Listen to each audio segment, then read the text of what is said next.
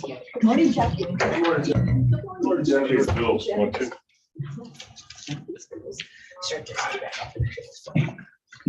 Yes, ma'am. Whenever you guys are Right. ready, you wanna sit down. Date is right. Yep. Oh, okay, maybe I just. Initial maybe or something. Yeah, see, yeah. Got it. Thank you. Where do you start? Okay. Well, good morning, everybody. Welcome to the June 7th, 2022 County Commission regular meeting. I'd like to call the meeting to order. Commissioner Rivera. Here. Commissioner Richardson. Here. Commissioner Gosa are also here. Please stand and join me in the pledge of allegiance.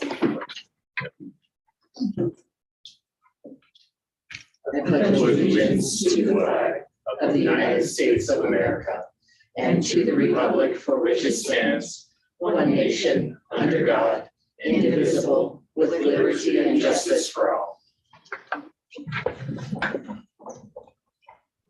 All right, item 3, public hearings. The first one up is renewal of retail liquor licenses.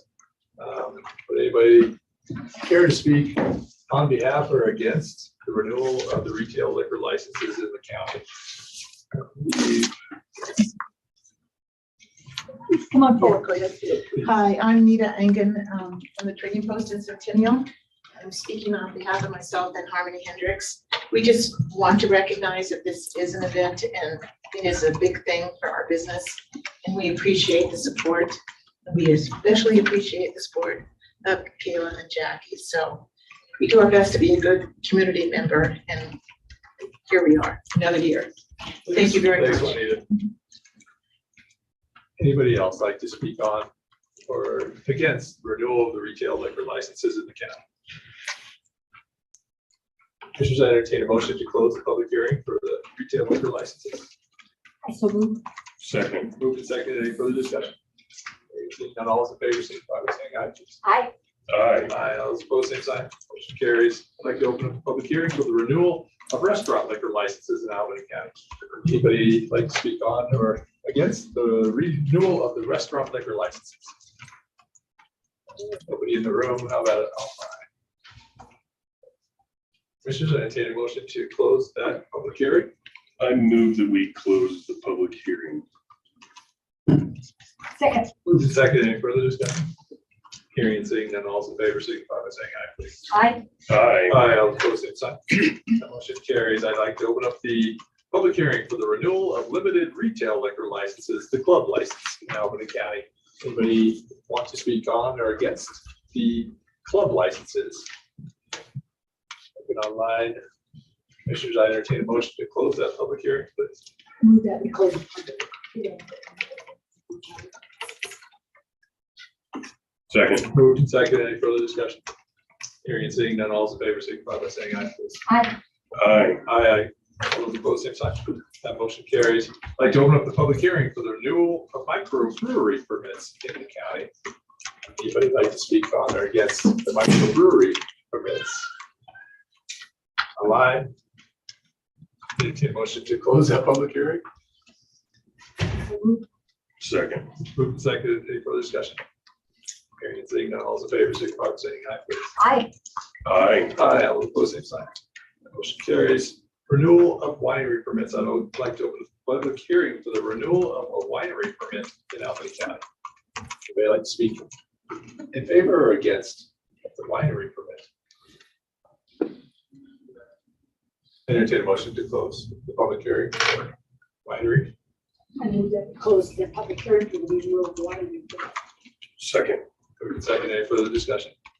Hearing and seeing none, all those in favor signify by saying aye, please. Aye. Aye. Aye, those opposed, same sign. That motion carries. Next, I'd like to open up the public hearing for the Howell Acres subdivision preliminary plat application SD-12-21. Anybody in the room physically want to speak on or against the Howell Acres subdivision preliminary plat SD-12-21? How about online?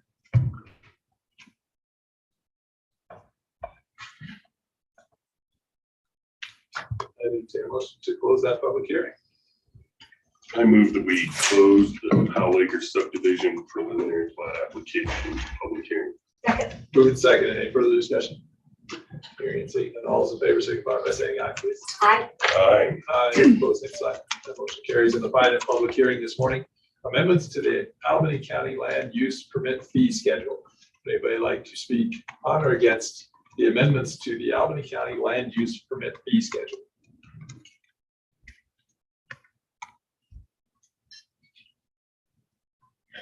I entertain a motion to close that public hearing, please. So- Move that we close the public hearing. Second. Moved and seconded. Any further discussion? Hearing and seeing none, all in favor signify by saying aye. Aye. Aye, all opposed, same sign. Motion carries. That closes, completes the public hearing section of our regular meeting. Item 4, comments from the public. Is there anybody in the room that would like to make a public comment? How about online? Anybody like to make a public comment? Last call for public comments. I entertain a motion to close the public comment, please. I move that we close the public comment. Second. Moved and seconded. Any further discussion? Hearing and seeing none, all those in favor signify by saying aye, please. Aye. Aye. Aye, all opposed, same sign. That motion carries. Item 5, disclosures. Commissioner Rivera, I have none. Commissioner Richardson, I have none. and I have item 22. I'll be abstaining from that discussion and that vote.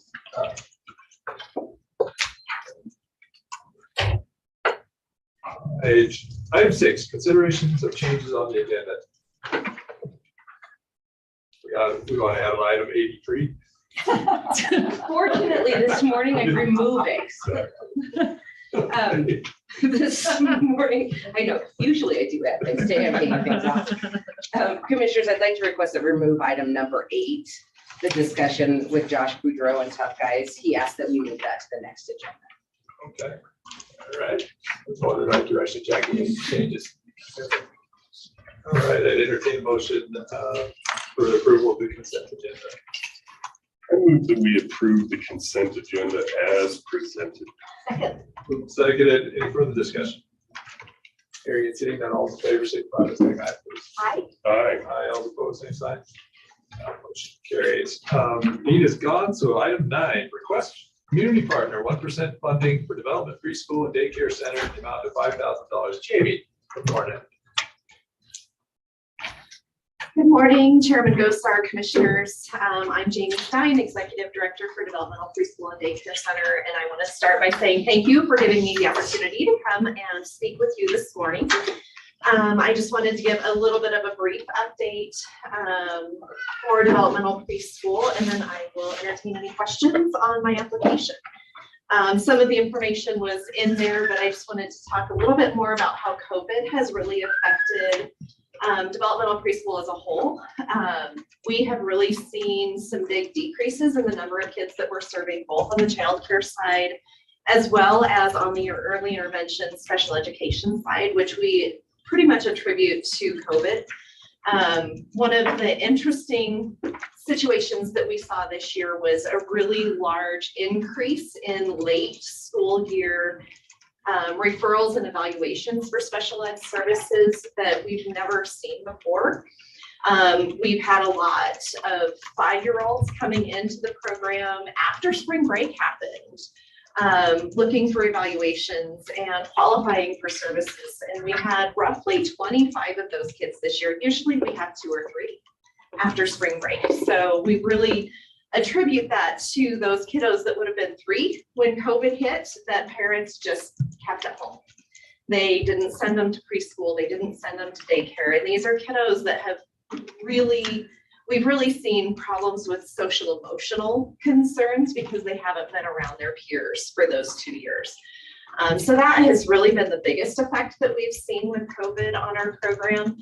But what that really meant for us with those decreased numbers on the daycare side is our tuition has been down. And then on the special ed side, our child count numbers, which is how we're funded through state and federal funds, was greatly decreased because they just weren't, out there. The parents weren't interested in receiving services. because of the fear of what COVID would do for their families. So what that has meant for us is decreased funding all the way across the board, decreased tuition, decreased contracts with state and federal sources. We've also not been able to move forward with any fundraising opportunities over the last few years, quite honestly, because of the liability with having an event and then having a big COVID spread, which hopefully that's not going to be a concern moving forward, and we'll be able to get back to operating a little bit more like normal. We've also seen a really large hiccup with even hiring staff. You know, we depend heavily on college students for our program, and with a lot of students being online and not coming back to Laramie for their education, we've not been able to hire the staff that we typically hire. And with that, I have been spending a lot more of my time in the daycare and providing services there, and haven't been able to have as much time to do what an executive director normally does, which is apply for funds and look for opportunities. So I will take 100% responsibility. When you look at my application, I typically do a joint city and county funding request. And quite honestly, I had over 2 months this year that I never even set foot in my office and just never even had a chance to get that application submitted to the city. So I wanted to address that because I figured that was a question that you all would ask as to why that was the case. So, but with that, I would entertain any other questions you might have. Thank you, Jamie. Commissioners, any So questions? Jamie, you do have plans to do some fundraising starting this year? We'll start up again in the spring. Well, actually, we'll do some small fundraisers in the fall. We'll typically we did a photo fundraiser where we did preschool photos for our students that was really well received. We netted over $2,000 with that one, which was pretty big for our second year that we've done it. We're going to be doing some other like catalog sales fundraisers and that kind of stuff to get us through the end of this year. And then we're going to look at going back to our large community fundraiser event next spring. And how do you solicit help from you? Do you go to some program, or is there some internship kind of thing, or is it just advertising jobs? All of the above. All of the above. We have some really good relationships with Department of Education as well as Natural Resources. That one we actually utilize for drawing staff into our school age program. Because we do have a big focus on natural resources in that program. And so we found that to be a really good fit. We offer, I just lost the word. It's not quite an internship. Extension. Not an externship. It's for teachers. Sorry. Practicum. Practicum, thank you. We offer practicum opportunities for teachers in both our daycare and our school age program. We have a lot of internship opportunities for higher level education, like occupational therapists, speech language pathologists, physical therapists. So we really do work with the university and actually several other colleges and universities for those opportunities, which does help funnel a lot of staff into our program. But mostly you're hurting as far as just those daycare providers. Yes, they are really hard to hire. And unfortunately, we're competing with McDonald's and Walmart, and they can pay higher wages than what we can pay as a childcare facility at this point. So will all the funds that you are requesting from us be just used for leveraging other sources of income or sources of revenue? Yes, absolutely. With our state and federal contracts, we're required to raise 3% locally. And so the funding that we get from United Way, from the county, from the city, from private fundraisers, that is all used to leverage about $1.6 million in state and federal funding, about 85 to 90% of which is paid out in salaries to our staff. Thank you, Jamie. That's all I Yes. have. Hebert, any questions? Yeah, so the demographics didn't change, the need didn't go away.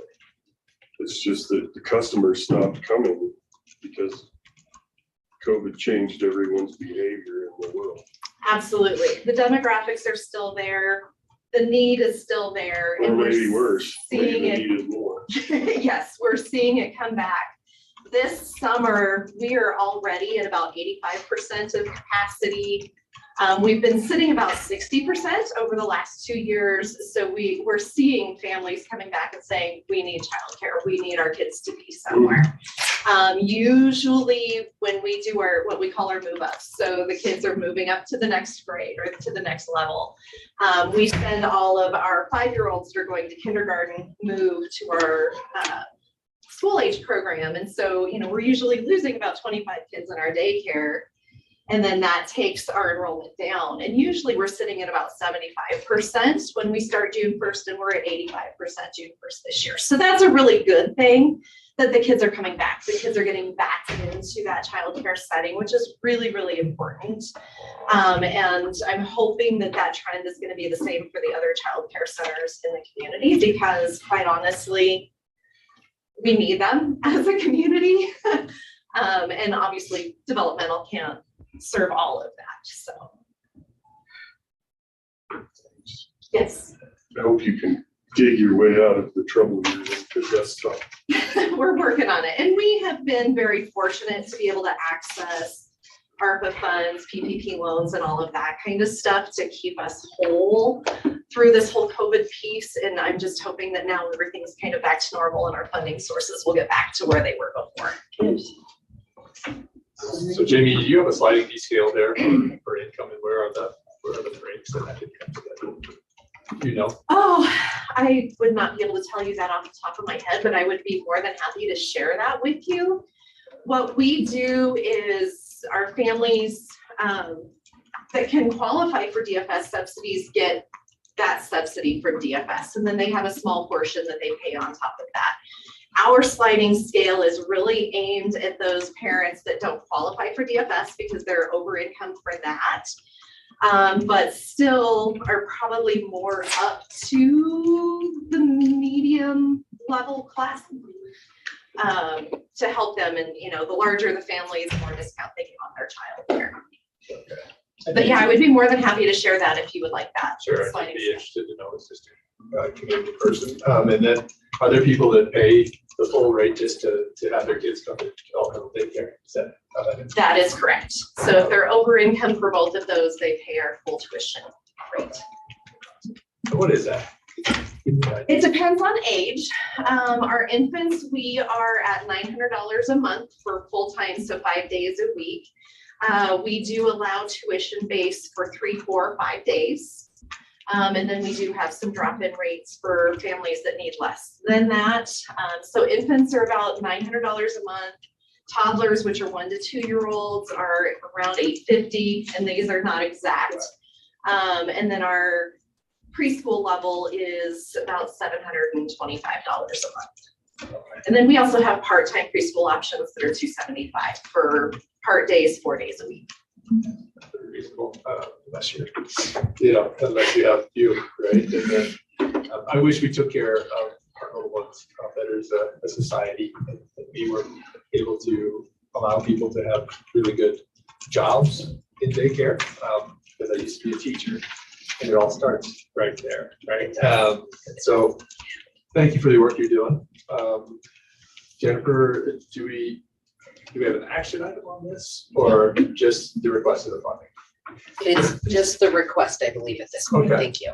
Mr. Chairman, when you review the community partner requests, Jamie's application is in that request for funds. Okay. And so during the budget process, you will make that determination. Super. Thank you, Jamie. I appreciate it. Thank you all. I appreciate your time. Have a great day.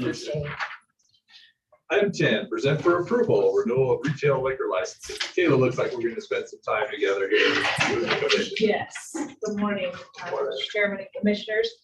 I'll go through if you'd like, and I'll just read off all of them, and if you want to approve them all at once. So here we go. Notice of application for the renewal of retail liquor licenses was advertised in the paper twice, and then all applications get sent to the state, reviewed from the state, and then they give us their approval, and then now you guys approve the licenses from here. So we have renewal of retail liquor licenses for Bear Bottom LLC, doing business as Bear Bottom Bar and Grill. Burco LLC doing business as V-Bar Guest Ranch, Calverman 2 LLC doing business as Calverman Steakhouse, Hubbard Mountain Cupboard LLC doing business as Hubbard Mountain Cupboard, Penn's Retreat LLC doing business as Woods Landing Resort, Trading Post Centennial LLC doing business as the Trading Post Centennial, Sentinel Station LLC doing business as the Friendly Store, Ski YO LLC doing business as Snowy Range Ski and Recreation Area, Snowy Range Resorts Inc. doing business as Albany Lodge, and Waikolo Lodge LLC doing business as Waikolo Lodge. If there's any questions, I'd entertain a motion for item 10 then, please. I move that we approve item 10 as presented. Second. Moved and seconded. Any further discussion? Hearing seeing none, all those in favor signify by saying aye, please. Aye. Aye. Aye, all those opposed, same sign. Motion carries. Item 11, present for approval renewal of restaurant liquor licenses. Kayla, please. Thanks. So we have one restaurant liquor license in Albany County, and it is for Old Corral Mountain Lodge Inc. doing business as Old Corral. Any questions for Kayla? Entertain a motion for item 11. I move that we approve item 11 as presented. Second. Moved and seconded. Any further discussion? Hearing seeing none, all those in favor signify by saying aye, please. Aye. Aye. Aye, all those opposed, same sign. Motion carries. Item 12, present for approval renewal of limited retail liquor licenses, the club licenses. Kayla. So we have one club license in Albany County as well. It's BCR Inc. doing business as Fox Run. Commissioners, any questions? Entertain a motion for item 12, then, please. I move that we approve item 12 as presented. Second. Moved and seconded. Any further discussion? Hearing and seeing none, all those in favor signify by saying aye, please. Aye. Aye. Aye, all opposed, same sign. That motion carries. Item 13, present for approval renewal of microbrewery permits. Kayla. We have two microbrewery permits in Albany County. We have Sheep Mountain Brewery LLC doing business as Sheep Mountain Brewery, and Ski YO LLC doing business as Snowy Range Ski Area. Any questions, commissioners? We're going to take a motion for item 13, please. I move that we approve item 13 as presented. Second. Moved and seconded. Any further discussion? Hearing and seeing none, all those in favor signify by saying aye, please. Aye. Aye. Aye, all opposed, same sign. That motion carries. And item 14, present for approval renewal of winery permit. Kayla. We have one winery permit in Albany County. It's Weston Wineries LLC doing business as Weston Wineries. Commissioners, any questions? I entertain a motion for item 14, please. I move that we approve item 14 as presented. Second. Moved and seconded. Any further discussion? Hearing and seeing none, all those in favor signify by saying aye, please. Aye. Aye. Aye, all opposed, same sign. Motion carries. Thank you, Kayla. Appreciate it. Item 15, present for consideration the Howell Acres subdivision preliminary plat application, SD-12-21. Joe, good morning. Morning, Commissioners. All right, the applicant is Coffee Engineering, owner is Garrett Howell. Located at Evans Acres Lot 3, their request is for approval of a preliminary plat application, current zoning for rural residential with one residence on the property. Access will be off of Strom Road, Evans Lane, and Pope Springs Road. There were some reviews. Chelsea Matthews had no concern. Karen Bowman had no concerns. Jake Schneider had comments regarding the engineering for preliminary plat, but everything is taken care of.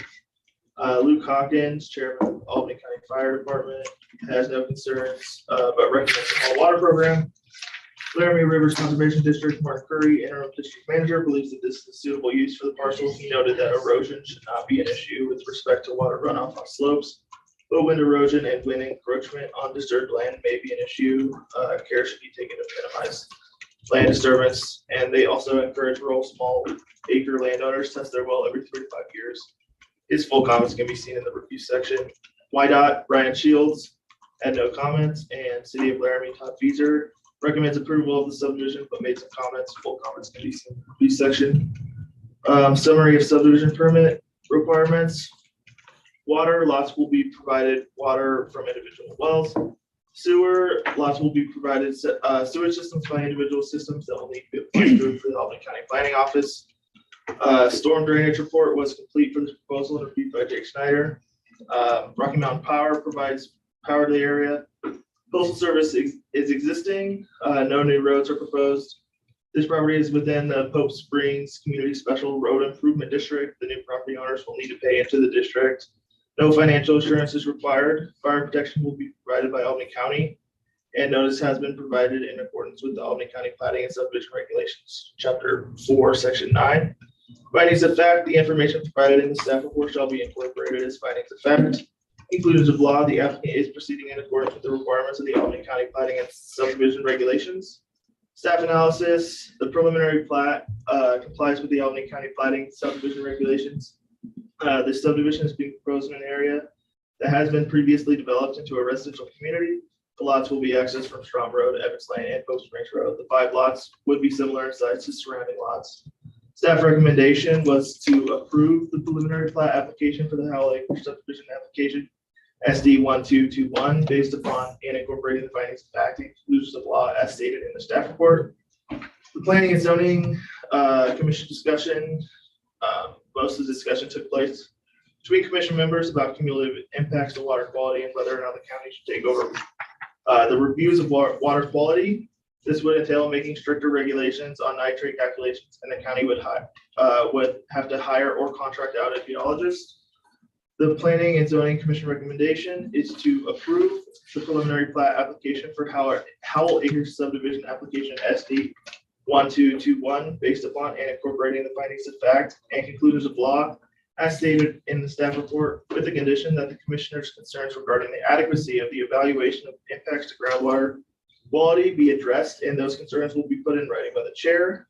The vote was 4-1 for approval. The Commissioner Tyne was the only dissenting vote because of his concern over cumulative effects of wastewater systems.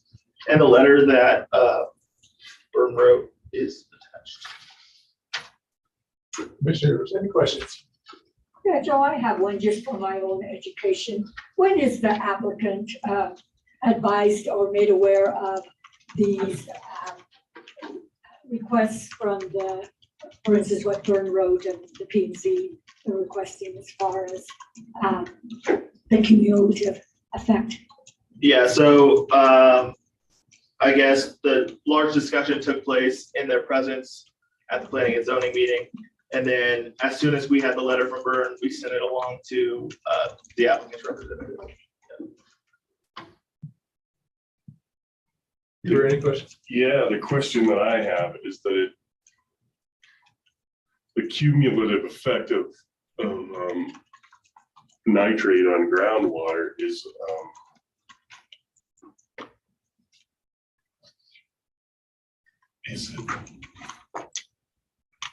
it's not codified anywhere. It's just sort of a subjective. To me, it's like a hand-wringing worry that that's too much of a burden for a single subdivision applicant to have to address, especially without any direction as to how to address it. Direction in the regulation, or any marker of what would satisfy the planning commission or this commission, because it's not written anywhere. We do have the DEQ requirements in our own wastewater regulations that address that. So I don't really know how we would apply something that's not defined as a condition of approval.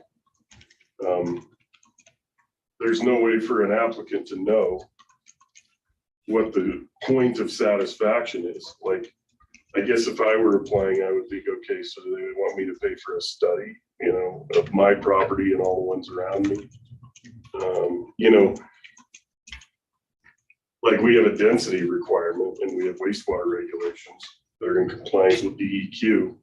And those are the legally applicable things that have a measurable deliverable at the end, which is that you have to reduce your nitrates to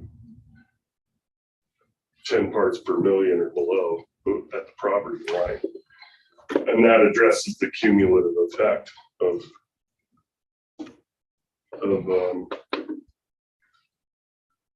Because if you can't, then if you're bleeding nitrates into your neighbor's property, then, so the point is we already have the standard. And so to attach a note to someone's plat with an undefinable sort of ask is a burden that I think is reasonable, especially when we've already adequately addressed that. Yeah, I don't see a note attached, but I do think. Well, the condition is essentially a note. It's saying you can have this plat if this subdivision, if you satisfy us as to the cumulative, effects of what you would do on your property, when really all they're only required to do is reduce their nitrates to below 10 parts per million or at or below 10 parts per million of the property line. So that's really the only performance measure that they would have to do. So the notion of asking them to sort of address a much larger issue, that's for us to address, not for them, But we already passed regulations that address that. In some regards, I agree with you and I wish the DEQ would not act like every subdivision is in a pristine area where there's no other houses around it, no other subdivisions, because that is just not how the world is, right? And so cumulative impact would be fantastic. And they have the resources and the expertise to do it. So I feel a little frustrated because, that the applicants don't have those resources. However, if they had a hydrologist, if they would have made them available, it sounds like the planning and zoning would have just asked questions. But it's just a larger conversation to have with the DEQ because I just don't believe that acting like every subdivision is in its own pristine area and then doing evaluations on that is actually useful information, because that's not how it is, except rarely. And so, well, if they reduce their nitrates to 10 parts per million at the property line, then that deals with the cumulative effect. It means that nowhere in that space, nobody's allowed to raise the groundwater level above drinking water levels. Right, but if you start in with just 0 and then you add 10, let's say you had 9.5, you get to 9.5 at the property boundary. But if you start at 6.5 at the property flowing down and you had 9.5, now you're at 16, and that's where the cumulative impact is something that's really important to understand. Yeah, I'm a little frustrated with DQ, but we'll just keep working with them. Commissioners, any other questions that you have with regard to this? No, I think the letter coming from planning and zoning in particular, the chair, was just to clarify those concerns they had, because the hydrologist or the consultant is not available. So I don't see it as asking adding. It's just so that those concerns can be addressed by him. Okay, Joe, have you heard any of those responses yet from the applicant? Or? I have not, but Jared's on it. I don't know if you. Hi, Jared, good morning. Good morning. Yeah, I would just believe our response to those letters from planning and zoning would be that the applicant has met Wyoming DEQ Chapter 23 permit requirements as is required by this process. Just to concur with what's already been said is that the applicant has been approved under the existing conditions for a Wyoming DEQ Chapter 23 permit. So just having these extra requirements come in during hearings and meetings is something that needs to be considered by planning and zoning, is that they're there to look at the regulations, not look at it from a geologist standpoint, or look at it through their particular area of expertise. Their area of expertise during a planning and zoning meeting are the Albany County Planning and Zoning regulations, which the applicant has met, and that'd be our response to the that attached letter. Fair enough. All right, well, I think anybody's expertise is helpful at the planning and zoning, and I do agree that the planning and zoning regulations are their framework to work within.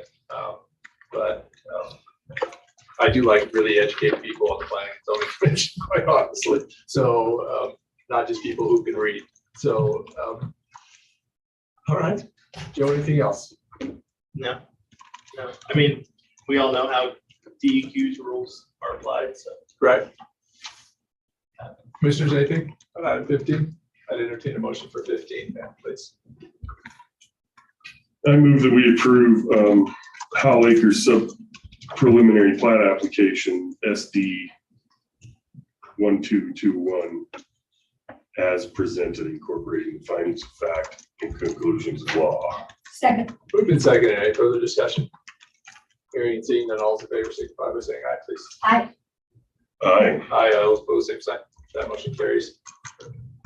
Item 16, present for consideration. Einspar, I hope I'm saying that correctly, subdivision variance request. Joe, please. Yeah, so Galen Einspar would like to divide his approximately 13.9 acre parcel into 2 lots. The parcel is in the already platted subdivision of North Fork 1. According to the Albany County Planning and Subdivision Regulations, Chapter 4, Section 6, a small subdivision resolution in 3 or less parcels of less than 35 acres in size. It is intended that the regulations within this section provide a less costly method to develop small subdivisions and yet retain basic protections from the public, for the public. According to the Albany County Planning and Subdivision Regulations, Chapter 4, Section 6A, the small subdivision process shall not apply if any of the following conditions exist. The subdivision will be served by a central sewage disposal system or central water supply system, which is not owned and operated by a public entity. Subdivision will be created within a previously platted subdivision, or the subdivision will be contiguous to other land which the applicant has platted as a subdivision. According to the Albany County Planning Subdivision Regulations, Chapter 4, Section 6B, if a proposed subdivision qualifies as a small subdivision, the following state and county regulations provisions will not be required. A report by a Wyoming registered geologist providing an option relative to the quality of groundwater from the individual wells within the proposed subdivision. Proof of public notice of intent to apply for the subdivision permit. A review and recommendation from local conservation district. A review and recommendation from the Wyoming Department of Environmental Quality and fire safety facilities in both urban and rural areas. The county fire warden agrees to waive part or all of the otherwise required facilities. Or public access right-of-way minimum width of 80 feet and a minimum roadbed of width of 24 feet. However, road right-of-way shall be minimum of 50 feet and all weather roadbed of 16 feet shall be required. According to, I'll just get to the analysis. While this is the proposed 2-lot subdivision, it takes place in the already platted subdivision, North Fork 1. Staff does not believe that there is any undue hardships, as the only hardship presented is the county regulations. Staff recommends denial of the variance requested. Planning and Zoning Commission recommendation was unanimously voted to recommend denial of the Einspar subdivision variance. Thank you, Joe. Jennifer, just a question. If we are to deny a variance, do we have to have a reason to deny the variance, or can we just deny the variance outright? I think you want to outline why it is you're denying the variance. Okay. And in the staff report, there are highlighted and delineated. So commissioners, any questions for Joe or David? Looks like now. David, please. I just wanted to add that, we get quite a few of these applications where they just want to split a lot and they're within a platted subdivision.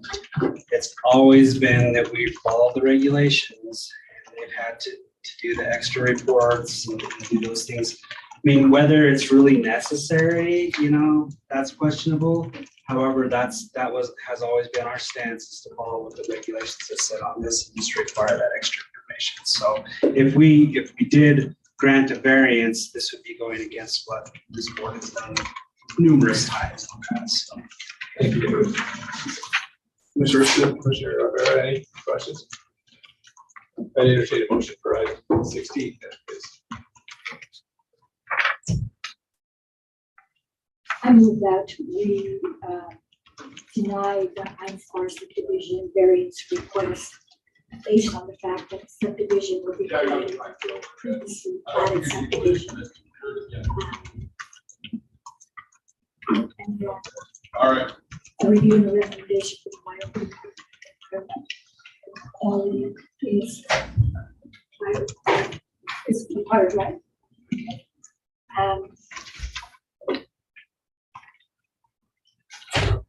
There's a bit further to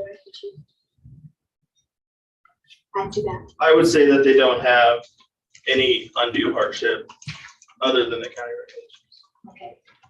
And because they do not have any undue hardship other than the regulations, county resolution regulation, they should be required to go through the normal process. There a second? Second. Moved and seconded. Any further discussion? I would just say that I would, if it were up to me, I would rather have the motion be made in the affirmative and then, you know, the vote be to approve or not approve. I don't particularly like motions made in the negative. I don't really think that's the way it ought to be done. So that's the only reason I didn't second. And commissioners, generally, that's accurate. We usually make motions in the affirmative stance to approve them. However, because of the information and the feedback that we've gotten from the court on the necessity to have the findings of fact essentially as to why things are being denied, I think it's important that when we are going to be, when the intention of the board is to deny something, if we make a motion in the affirmative initially and it fails for lack of a second, that, or we can just have a motion to deny. And with that motion, like Commissioner Ibarra did this time, lay out the reasons why it's being denied as those reasons apply to the regulations that are required for that. That gives us those findings of fact that we need to support the record for why the denial is being made. So ordinarily, yes, I agree with you. We'd like to have. The point is that you can't make it would be hard to make a motion in the affirmative if you can't find and cite the findings of fact and conclusions of law, if then you have to go and say, but here's why it doesn't meet the findings of fact and conclusions of law. Right. Gotcha. Thank you, Jennifer. Any further discussion? Hearing and seeing none, all in favor, signify by saying aye. Aye. Aye, all opposed, same sign. That motion carries. Thank you, Joe. Item 17, and David, excuse me. Present for consideration a request for an exemption from the large tract subdivision process situated in the southeast quarter of Section 1, Township 14 North, Range 78 West of the 6th Prime Meridian. David, please. Yeah, Mr. Chairman, Wild Hertz LLC has requested an exemption from large tract subdivision regulations. They want to create a approximately 35-acre tract out of their 937-acre parcel they have. Albany County subdivision resolution requires exemptions from large tract subdivisions to meet the following criteria. They have to provide a legal description or record of survey, address any water rights on the property, provide a water study for proposed water system, or provide a disclaimer, no proposed central water supply system. And then the division shall create 10 or less parcels. So based on these requirements, the information has been provided. We would recommend the granting of this exemption, this survey. So, Thank you, David. Commissioners, any questions for David? I entertain a motion for item 17, please. Then. I move that we approve item 17 as presented. Second. Moved and seconded. Any further discussion? Hearing and seeing none, all in favor signify by saying aye. Aye. Aye. Aye, all opposed, same sign. That motion carries. Item 18, present for consideration an amended fee schedule that will include a late fee for mobile home park license applications. David, please. Yeah, Mr. Chair, this is just a request to change our land use permit fee schedule to include a $100 late fee for mobile home park license applications that come in after July 1st. We've had a persistent problem that has continued for a long time. This is getting late applications even into the following year. And so we're hoping this will help persuade or give some incentive for them to get their applications in beforehand. I will note that we've let all of the mobile park owners in the county know of this change. They're aware of it. We sent out letters. And so we would just like you to approve this, and this will be helpful for our office to get these in more timely manners. Thank you, David. Commissioners, any questions? Yeah, David, I have a couple. Sure. First of all, do you think the $100 is a high enough fee that will deter people from being late in the future? And how did you decide on 100? Well, the 100, that's our typical late fee for our other permits. And so we just follow that and play basically. Whether it's going to be enough to help, we'll see, I guess. So honestly, the permits for some of the smaller parks aren't much more than $100. I mean, they're maybe a couple $100. So for some, it's like, well, this is kind of a big increase if they don't turn in their applications. The others, the bigger ones, they're pretty good about getting their applications in, so we don't have to worry about it. But so I don't know, I guess, to answer my question, I don't know how much this is. And you said that did you get any feedback or pushback from people? I did not. I don't think anybody, I mean, we've had people comment about it. They're like, oh, we just want to make sure we get our stuff in, you know.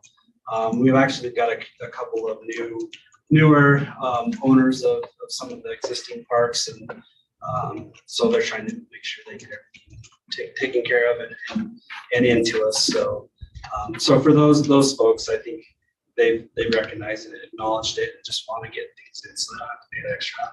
But yeah, for some of the others, I don't know. We haven't heard anything. If I were to guess, $100 isn't much of a deterrent, but hopefully it will cover the additional costs in your office. You know, to have to circle back to work with somebody. Absolutely. Don't even know if they'll even do that. This is a start, so Yeah. we'll see. Any further discussion? I'd entertain a motion for item 18, please. I move that we approve item 18 as presented. Second. Moved and seconded. Any further discussion? Hearing and seeing none, all in favor, signify by saying aye. Aye. Aye, all opposed, same sign. That motion carries. 19, present for approval, tax roll correction for Pete Lean for years 2018 through 2021. Agricultural buildings and modular office were being assessed with TY Pickett and locally for a total refund amount for 4 years in the amount of $18,809.89. Chelsea, good morning. Good morning. I don't really have anything to add, just up here for questions. Commissioners, any questions? It's pretty self-explanatory in the packet. Yeah. Is there a process in place, Chelsea, so that this doesn't happen again? Like, not just Pete Lane, but someplace else? Yeah, so I reviewed, the only other account that is assessed by TY Pickett is Mountain Cement, and I checked everything there to make sure that nothing was awry there and it all looked good. So it should be good moving forward. Okay. And then when the independent power producers, if we have any of those come, what TYE will be doing there? Yeah. Yes, and since that would be a new project, that shouldn't happen to where they'd be double assessed. Super. We would just need to communicate with the state because they're currently state assessed. Any other questions, concerns? It's really interesting. I know how it happened. They have some physical buildings and things that you feel comfortable doing the assessment on, but then all of the mechanical production stuff, not. because Pete Lean is a fairly new taxpayer, it's not something that's been sort of dealt with before, but like at a wind farm, they might have a maintenance and office building that would be easy to assess separately from the other stuff. So you just have to make sure everybody knows who's assessing what. Exactly, and that's exactly what happened is because Pete Lean actually owns a parcel that is classified as ag. And we are very well versed in valuing ag property. So when I was going through the report and I saw it listed on TY Pickett, I didn't realize that they were assessing the ag parcel. So I actually asked them to remove it, and I am now assessing the ag ourselves. So. I entertain a motion 19, then. I move that we approve item 19 as presented. Second. Moved and seconded. Any further discussion? Hearing and seeing none, all those in favor signify by saying aye, please. Aye. Aye. Aye, all opposed, same sign. Motion carries. Thank you, Chelsea. And you're here again for present for approval, small enterprise agreement for the county and municipality government agreement between the Albany County Board of Commissioners and the Environmental Systems Research Institute, ESRI, for the small government term enterprise license agreement in an amount not to exceed $165,000 or $55,000 annually for 3 years. Yes, so this is just the contract renewal for our ESRI product. It did go up from $50,000 a year to $55,000 a year. Commissioners, any questions? Chelsea, could you tell us a little bit about what does ESRI do? What do you use it for? I brought Karen because she may be more able to answer those questions, but it's ArcPro. It's our main mapping system that we use for Albany County GIS. My office specifically uses it to process all of our ownership boundary lines, any splits, combos, new flats. So it's just said, it's to map out the boundaries of all the properties in Albany County. Indian mobile homes, spaces, that kind of stuff. Thank you. I appreciate it. Commissioners, anything else? I entertain a motion for item 20, please. I move that we approve item 20 as presented. Second. Moved and seconded. Any further discussion? GIS software is the best. It's so cool. It's exciting. It is so cool. I'm telling you. It's been moved and seconded. All those in favor signify by saying aye, please. Aye. Aye. Aye, all opposed, same sign. That motion carries. Item 21, present for approval, a cooperative agreement between the Board of County Commissioners of the County of Albany, Wyoming, and the City of Laramie for Environmental System Research Institute, ESRI, Regional Government Enterprise License Agreement in an amount not to exceed $16,500 annually from August 1st, 2022 to July 31st, 2025. Chelsea, please. Yes, so we do have a cooperative agreement with the City of Laramie where they get 1,500 licenses off of this ESRI contract. And it is up for renewal. And because our portion is increasing, I've asked to increase their portion to 16,500. They always pay about 30% a year. Commissioners, any questions? That was my question, how you derived the amount that they've always had to. I entertain a motion for item 21 then, please. I move that we approve item 21 as presented. Second. Moved and seconded. Any further discussion? Hearing and seeing none, all those in favor signify by saying aye, please. Aye. Aye. Aye, all opposed, same sign. That motion carries. Thank you, Chelsea. Thank you.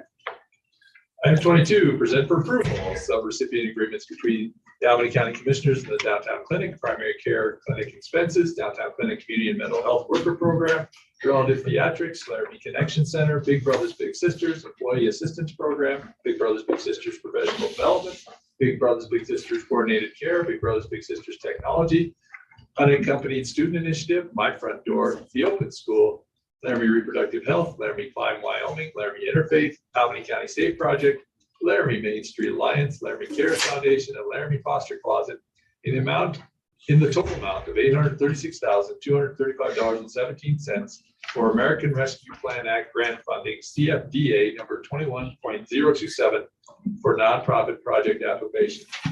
Bailey, good morning. Good morning. Well, I guess it's afternoon here. I'm in South Carolina for a conference, so sorry I'm not there in person. These are all the agreement, or not all of them, they're a majority of those requests for those nonprofit organizations that you guys approved about a month ago. These are just the agreements to follow up. There's still a couple that will come in the next meeting or so, but otherwise, these are those agreements, so. Thank you, Bailey. Thanks for joining us from South Carolina.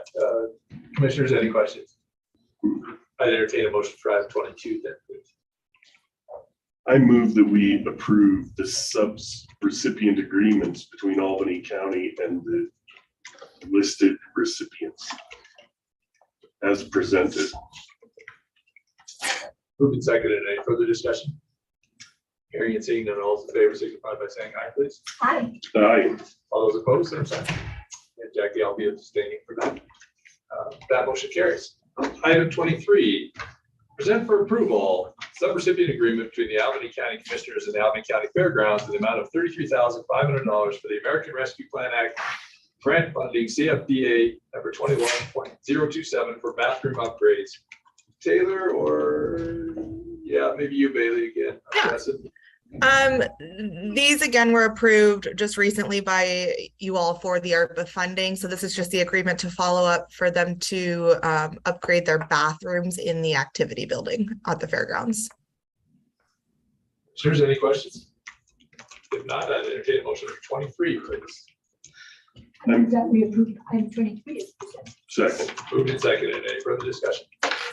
Hearing and seeing none, all those in favor signify by saying aye, please. Aye. Aye. Aye, all those opposed, same sign. That motion carries.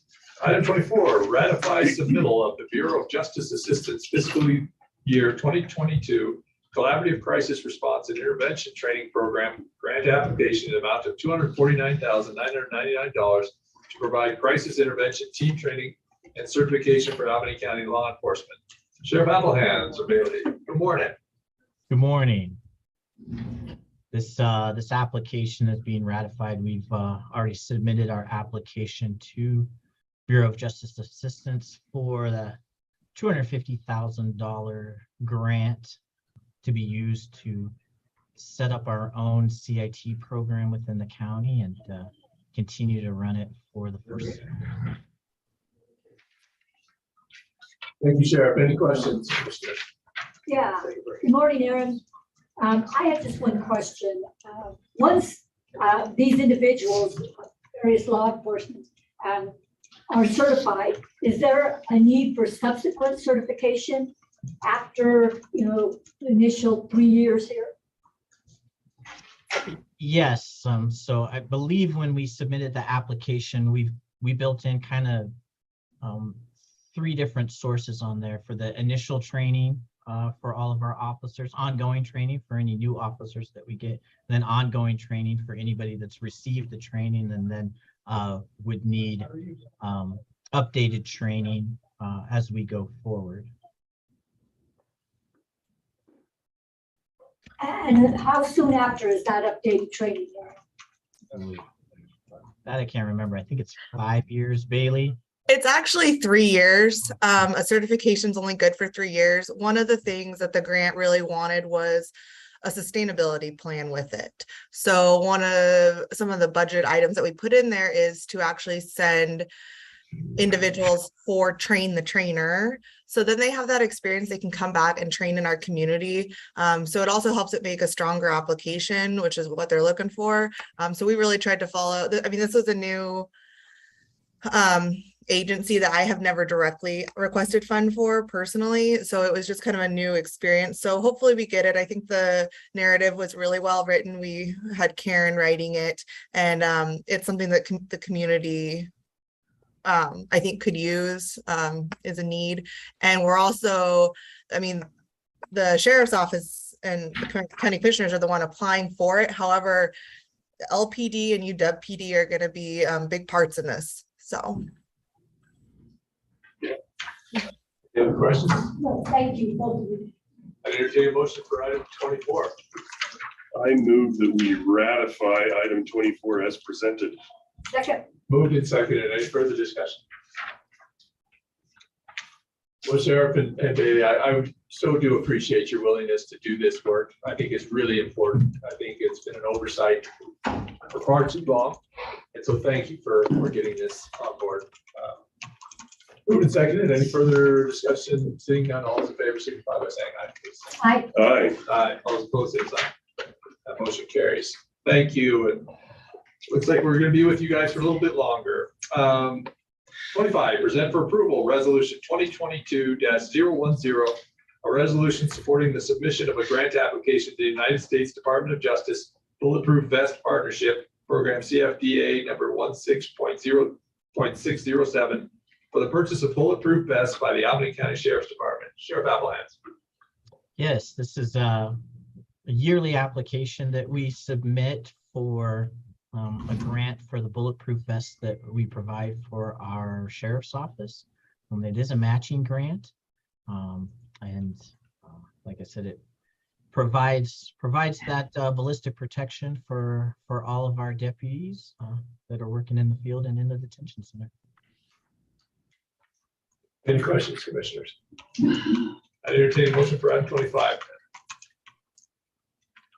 I move that we approve resolution 2022-010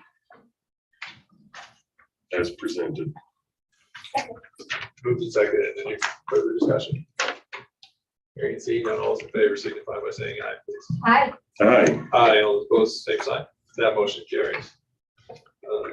Thank you, Sheriff. Appreciate it. Bailey, present for approval, court supervised treatment contract in the amount of $163,856.37 between the Wyoming Department of Health, Behavioral Health Division and Albany County to provide substance abuse treatment services as a sentencing alternative in accordance with the Court Supervised Treatment Programs Act, Wyoming State Statute 7-13-1601 through Wyoming State Statute 7-13-1615 from July 1st, 2022 through June 30th, 2023. Heather or Bailey? Heather, we'll start with you. Welcome. Good morning. I wasn't sure if Bailey goes first. So we use a yearly contract with the Department of Health to run our adult drug court program. As part of this, I listed on the agenda item is 20% match from funds from the county. Our drug court program, right now we're sitting at 25 active participants. We have had 4 to 5 new people within the last month's start. We have 4 currently in the wings waiting on sentencing for completion of inpatient treatment. And I have 5 applications pending right now. So we're on the upswing for the program. And we're getting in a good spot. Awesome. That's so good to hear. Yay. This is just an aside, Heather, but have we hired a juvenile case manager? Yes, made the offer and it was accepted. She starts on the 23rd. Commissioners, any questions for Heather? Not, I'd entertain a motion for item 26. I move that we approve item 26 as presented. Second. Moved and seconded. Any further discussion? Hearing and seeing none, all those in favor signify by saying aye, please. Aye. Aye. Aye. All those opposed, same sign. That motion carries. Present for approval, item 27, juvenile court supervised treatment contract in the amount of $97,504.74 between the Wyoming Department of Health, Behavioral Health Division, and Albany County to provide substance abuse disorder treatment services as a sentencing alternative in accordance with the Court Supervised Treatment Programs Act, Wyoming State Statute 7-13-1601 through State Statute 17-13-1615 from July 1st, 2022 through June 30th, 2023. Heather, good morning again. Thank you, commissioners. This is specifically for our juvenile drug court program. Again, the yearly contract with the state for services. In addition to this, we are, with support of the state, also implementing a reentry program that will be supported by the Department of Health, working with kiddos coming out of residential treatment. They will be a complement to our current drug court program. So there's some exciting things coming up on that. So definitely on the upswing. Commissioners, any questions? I entertain a motion for 27. Please. I move that we approve item 27. Second. Moved and seconded. Any further discussion? Hearing and seeing none, all in favor, signify by saying aye. Aye. Aye. All opposed, same sign. Motion carries. Item 28, present for approval, second amendment to the agreement between the Board of Commissioners of the County of Albany, Wyoming and Greater Wyoming Big Brothers Big Sisters for juvenile prevention and diversion services in the amount of $68,807 to provide prevention services to at-risk youth prior to involvement in adult and juvenile courts through the continuation of a diversion program. Bailey.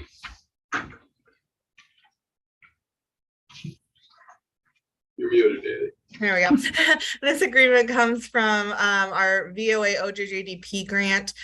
This grant, we put usually around like $20,000 in juvenile housing as like a kind of, if something happens. However, we're nearing the end of the grant and there's still about $19,000 in juvenile housing that we're going to reallocate to Big Brothers Big Sisters. There's also about $6,000 still in electronic monitoring that Kurt and I have discussed, and he's just not going to use between now and I guess now the end of the month.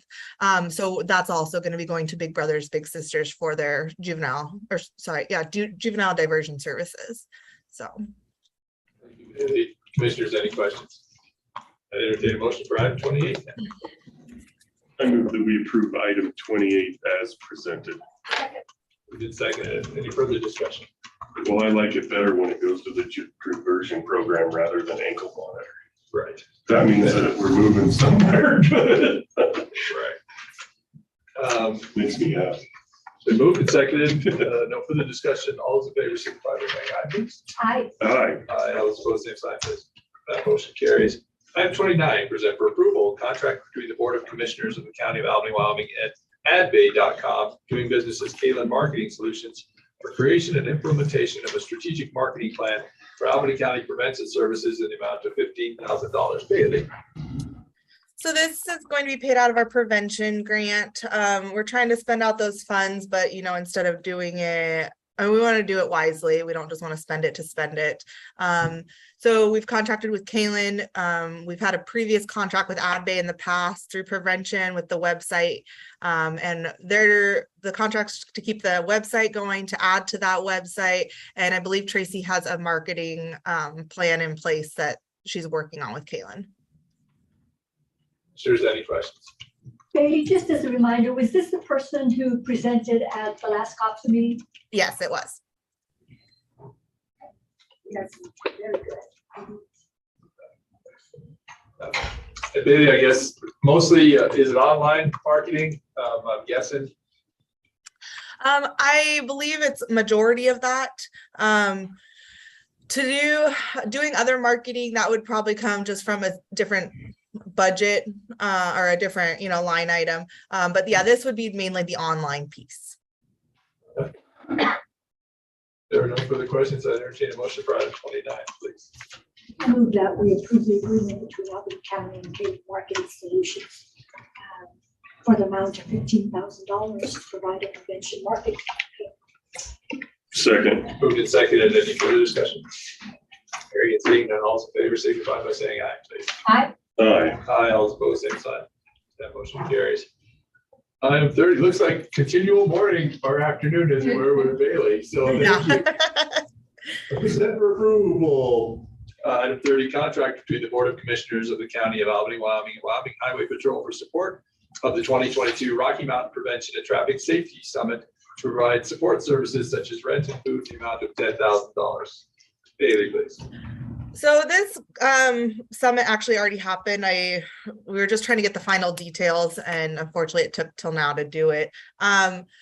They put on a Rocky Mountain Prevention and Safety Summit. I actually attended a few sessions. It was in Laramie, so it was nice to be able to go to a few and not have to go to the entire thing, especially because it's not directly my line of work, but it was nice to see. there was a good turnout, lots of useful information. But we had discussed with Tracy previously helping pay for some of those like promotional items and like the fees for the rental space and the food, because that summit it is at no cost to the individuals attending, which is great. But we had prevention dollars and we thought that this was a really good way to spend them. And then the state agreed with it as well. So. Commissioners, any questions? Bailey, it seemed like when I was reading, and maybe I didn't read it correctly in the packet, that you didn't really have an idea that 10,000 was kind of a ballpark number, or is it actually 10,000? It was more of a ballpark number. I know, I don't know the total numbers from Highway Patrol, but it did exceed that amount, the total cost of what they did. We had just discussed the 10,000 number, mainly because we had the money at this point. But I do know it is over that. So we're not paying for the entire, we're just paying for a piece to kind of help out because it is along that line of prevention services. Thank you, Bailey. I'd entertain a motion for item 30. I move that we approve item 30 as presented. Second. Moved and seconded. Any further discussion? Hearing seeing none, all those in favor signify by saying aye, please. Aye. Aye. Aye, all opposed, same sign. That motion carries. Item 31, present for approval, software hosting agreement between Noble Software Group LLC and Albany County, Wyoming, in the amount of $7,482 to purchase a software hosting agreement for the Positive Achievement Change Tool Act Assessment for Juveniles to be utilized for the Integrated Juvenile Treatment Program and any other juvenile intervention support programs. This would include 1 year of annual hosting for Noble Assessment Platform for 4 named users and 2 days of initial assessment training and 1 refresher training in the first year. Heather, please. I promise to make my description much shorter next time. This assessment tool is for our juvenile drug court. It is required for our grant requirements from state and federal, something that we have not had in place. And the funds will be coming out of our OJJTP grant, but the contract would be with our program and Noble. As mentioned, there will be 4 of us trained in the office to provide cross-training between the programs, and then the refresher training within the first year. Oh, so when it says 4 named users, that's coming out of your office, not the greater team, somebody else? Correct, it will be out of our office. We had initially talked with IT about the county hosting, which would have limited users, and moving forward, it was just easier to stay within our office. Any other questions? I'd entertain a motion for 31, please. I move that we approve item 31. Second. Moved and seconded. Any further discussion? Hearing and seeing none, all those in favor signify by saying aye, please. Aye. Aye. Aye, all those opposed, same sign. That motion carries. Item 32, present for approval, commercial lease agreement between Vijaya Kaduri and Albany County in the amount of $29,400 to rent the commercial office space at 605 Skyline Suite 102, Laramie, Wyoming, 82070, for 12 months of rent for the Albany County Court Supervised Treatment Program. This lease would be effective from June 15, 2022 through June 14, 2023, and include $2,000 per month rent and $450 per month towards utilities and services. Heather. So our current location across the street is not ADA compliant. And so one of my first goals was getting us a location that was one of our employees meets at. So this location came up, the square footage, we're gonna more than double what we have for space right now, have in-house storage, have everybody have their individual offices for privacy with juveniles, the confidential assessments that we do. And so this is the plan to present. None of our grant funds pay for this, so our cost of this will be coming out of match funds from the county. There was not a county building to move into. Commissioners, any questions? Yeah, Heather, since we just moved into the building across the street, is there any issue about getting out of that lease? Not at all. Christina was really great, reached out to the landlord. He was fabulous to work with. He even brought in an engineer to see if the current building could be modified. It would take extensive amount of money, and a year is what they budgeted for time frame. And so just a time frame we couldn't meet, but no penalty for the lease because of the ADA issues, and we'll have no problems there. Gotcha. Also, Heather, on the cover sheet, it says for 12 months of rent, 1 year. In the agreement, it says to June 2025. Absolutely. The original lease was that. I sent it to Jennifer, and I didn't know if it needed to be the year or if it was the 3 years. So that's my fault for not following up with you on the year versus the 3 years. The landlord would, of course, love a 3-year contract, but he knows we are grant funded for the lease, and it would be year to year. So that correction will be made on the agreement? I think, isn't the agreement just for a year? Or is it I 3? read in there. It's 3. Is 3? Yeah. We just have two things that say two different things. Oh, A disagreement between the narrative and the contract. so He's fine with it being the 1 year. He knows that we can have it be 1 year. And in this case, it doesn't necessarily hurt it to be 3 years because it's based, there's a clause in there that is based on grant funding. So if for some reason, or county funding, if they were unable, if they lost grant funding and had to reallocate the funds that they're using that are not grant funds to things that are covered by grant funds, we could get out of this lease. We can have it be just for 1 year though, if that would be the preference of this board. I'm just thinking if we acquired a building that where everything could be housed under one. Certainly. We want to be committed to a 3-year contract. We can adjust it to 1 year and I will reprint that out here so that the one that we sign will be just the 1 year contract. Bailey, you had your hand up. Yeah, I was just gonna say that because, I mean, we're working with grants, I prefer going the grant term. I don't like to go over that. The grants don't like to see it. However, these are paid out of the matching funds that match that grant. So there is a little leeway, but 1 year just makes things a little more flexible if things happen, so. Any other questions? Okay, Sue, I'd entertain a motion for 32 then, please. I move that we approve item 32 as presented in the narrative. Second. Moved and seconded. Any further discussion? Hearing and seeing none, all those in favor signify by saying aye, please. Aye. Aye. Aye, all those opposed, same sign. That motion carries. Item 33, present for approval, contract between the Board of Commissioners of the County of Albany, Wyoming, by and through the Albany County Integrated Juvenile Treatment Program at Schilling, Wynn, and Stone, PC, for attorney services to participants from May 1st, 2022 through July 31st, 2023, at the rate of $100 per month, not to exceed $1,400. Heather, please. This request is for us to have conflict counsel in place for our juvenile program. Our main defense attorney is representing our program through her private practice. However, she's also a public defender, so there will be conflict cases, one we have right now that she cannot represent. So in an effort to have appropriate representation for our juvenile participants, Jennifer Stone has agreed to be our conflict counsel and will attend staffings and court to represent our juveniles. Commissioners, any questions? I'm just surprised at how low this rate is for legal services. Why is that? She just picks up when there are conflicts, and there are not a ton of them.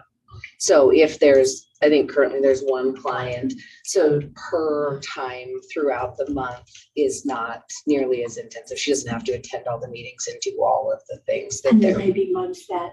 that there aren't but any. she's not. Yeah, Not at all, exactly. Okay. It's like a retainer. Yeah. Yes. it pretty much is, yeah. I'd entertain a motion for 33 then, please. I move that we approve item 33.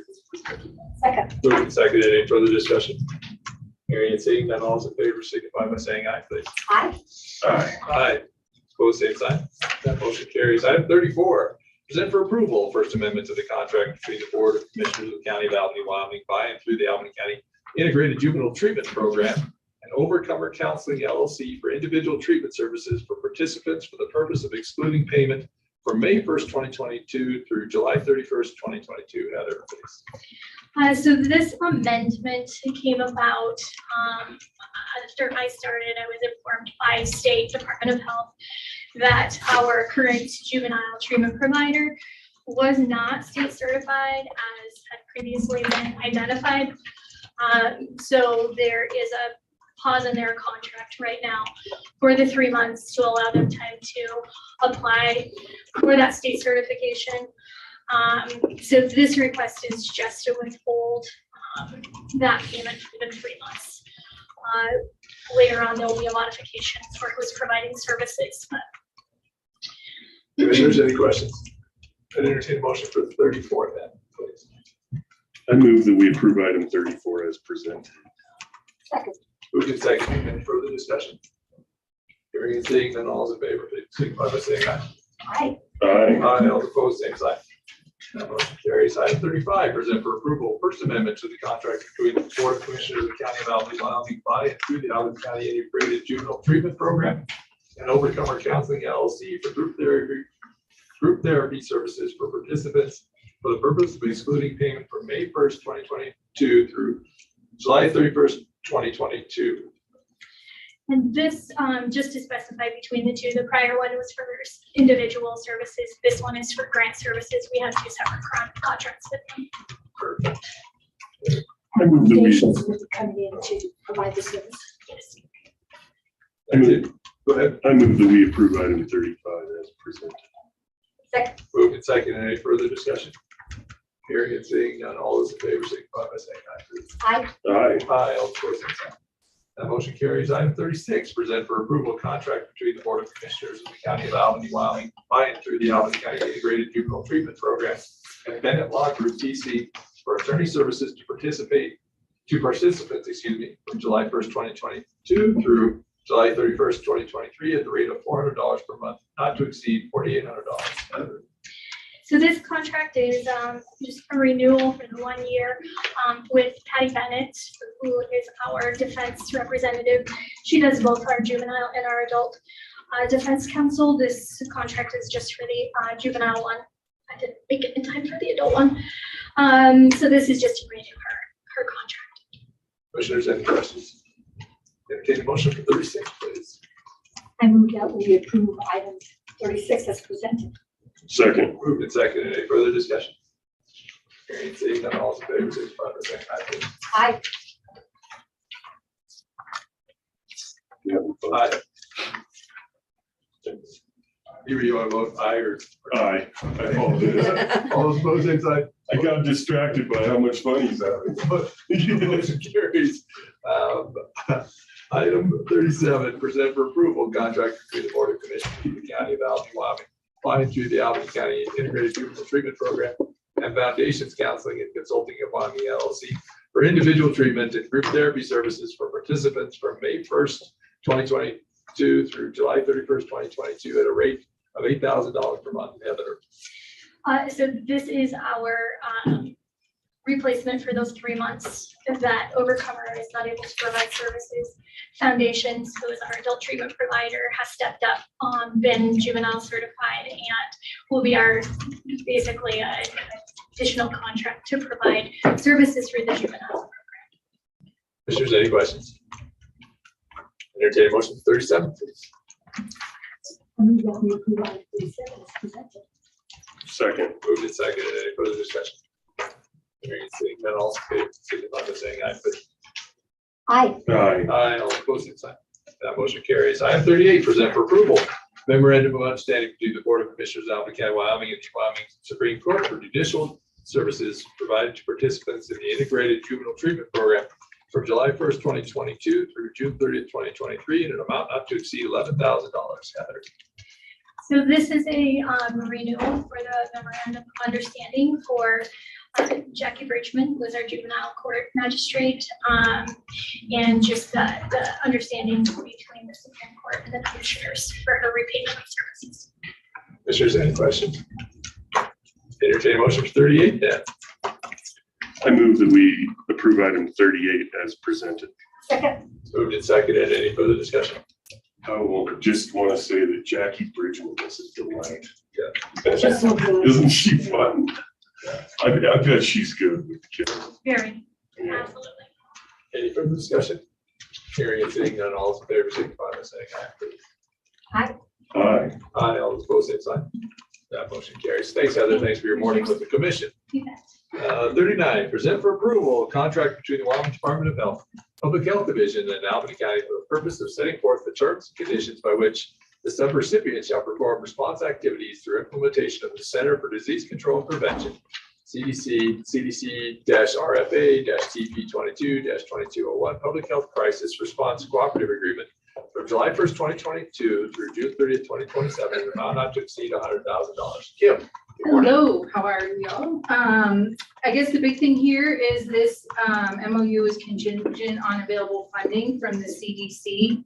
It would be on if the CDC determines that there's a public health emergency that exists or is considered imminent, this is going to be our funding based on availability if it comes through.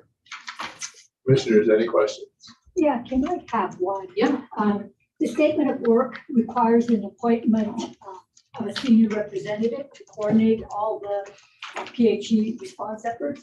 Is that you? Is that? That would be, I would say between Dr. Elias and then Zach.